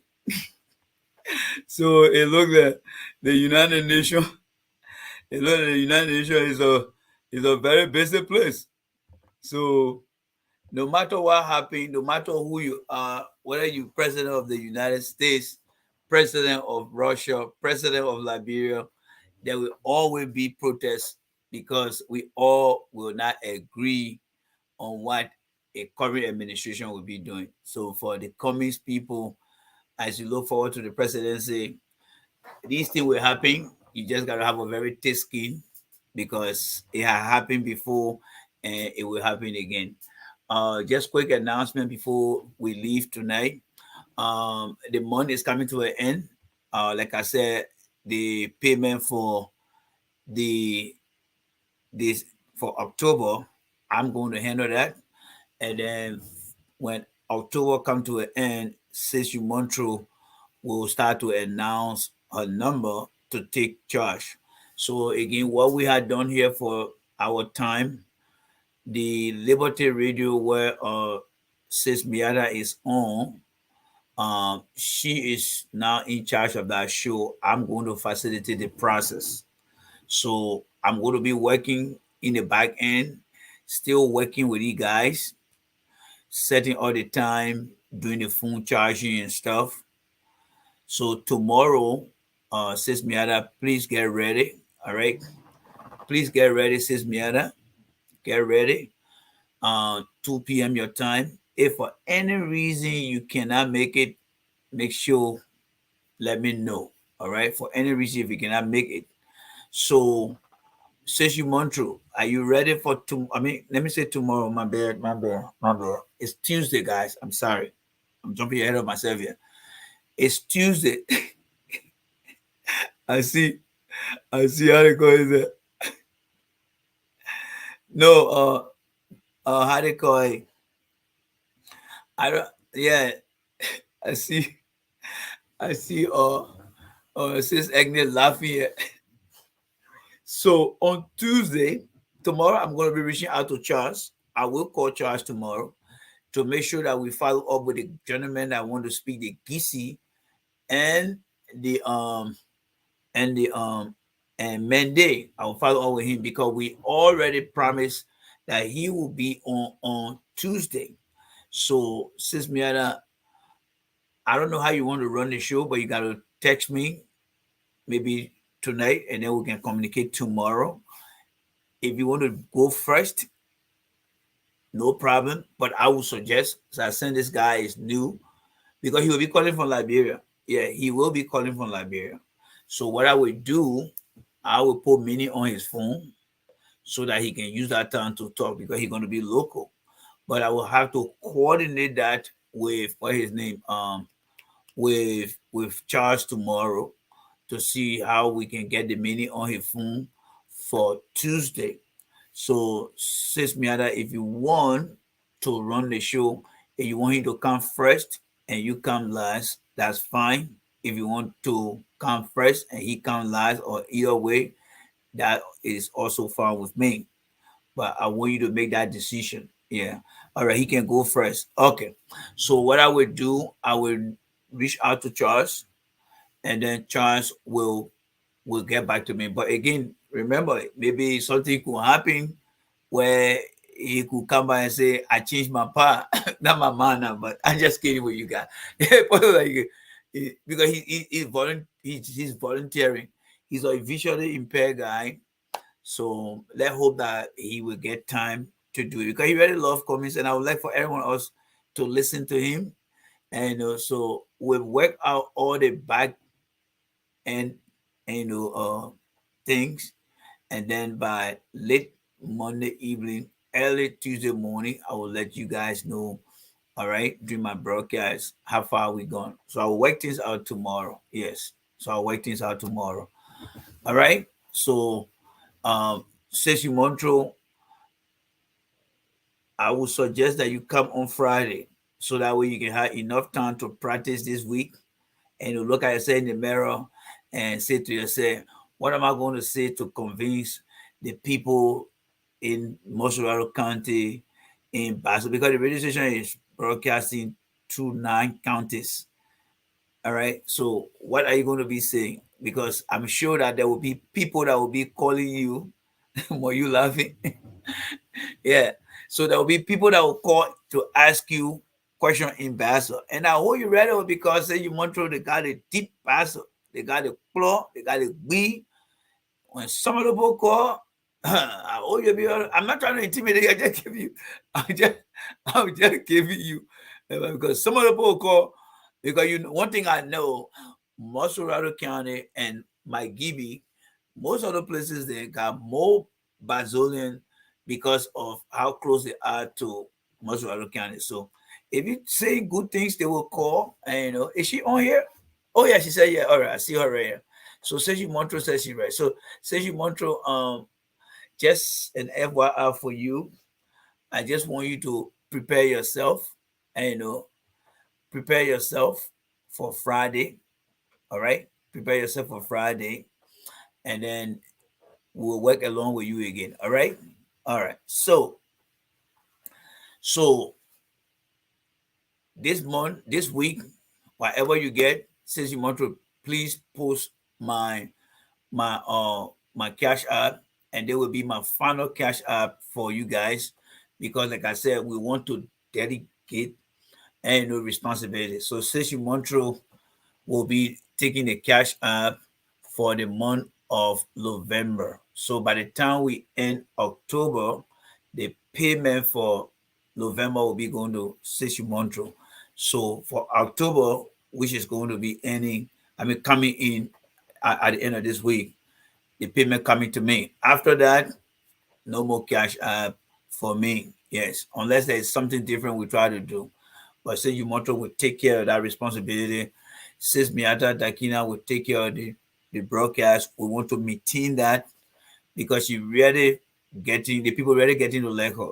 Yes, I must admit. And there's nothing that I should do to stop her from doing that. Yes, there is nothing. Yes, there's nothing. So Ceci Montreal, when you open that account, make sure you get your Zelle and your cash app. I don't have Zelle, so I'm restricted. But when you're going to open that, make sure you got your cash app and your Zelle, so that those that have that opportunity can send it both ways to you. All right. Yes. So for that time, all right. Let me see. Yeah. So thank you. Yes. Yeah. So Friday. Yeah. Friday will be your day. Friday is your day. Friday is your day, says you Montreal. All right. Yes. For your information. All right. So for your information, Friday is your day. So that's all the announcement I have, guys. And let's do our best and to try to put our late 2 cents together and then be able to give the guy his money so that we can continue the broadcast. I mean, they are very dedicated to helping us, and and I really admire them, and I think you guys also get the feedback. So let me think that. And we also one more thing. So the gentleman that was here with me on Saturday, he texted me directly and said, "Oh, thank you." He managed to get $400 because they needed $750 for the one trip. So he said they got $400. So I told him, I said, go back in, because he got a chat room where there are many other ASC people in there. So I told him to go back in the chat room and tell the team that we are here, the independent supporter of Mr. Cummings. This is our contribution. And he said, yes, he will. But the last time I checked, he hasn't done so. I know they are ahead of all with time. So let's see what tomorrow will bring. But he just extended his greeting. And I told him to also, say big thank you to everyone. Let him go to the independent supporter of Mr. Cummings and post something in there to say thank you to every one of you guys. And I always also would like to use the opportunity to say thank you, for what you guys did. Yes. Thank you guys so much for what you guys did as well. All right. So let's look forward to Mariah doing her part. All right, this week, because they got one from tomorrow to Thursday to get some other guy from the different county he talked about, because they want to have a representation from the counties in the southeastern region to have them come down to meet with Mr. Cummings. They're going to have a very big day on the 30th, which will be on that Friday, this coming Friday. It's a big day they're going to have in the city, and I think it will be broadcast. So let's keep our finger crossed that the little he got, I forgot to advise him, but I hope he will think ahead. The little he got now, he better try to send it to the guys so the guys can be on their way. So what I would do, I will try to get to him. Yes, I will try to get to him tomorrow. If I would text him today and say, hey, look, you need to get over there and stuff like that. So guys, until then, take care of you guys. I see you guys. God bless you guys. Bye-bye. All right? Bye-bye. Thank you guys for the week. See you guys tomorrow. Bye-bye. Why say Agnes again? Say, contact me for message. All right, say Agnes. Y'all having your conversation on the other side. See you. Bye.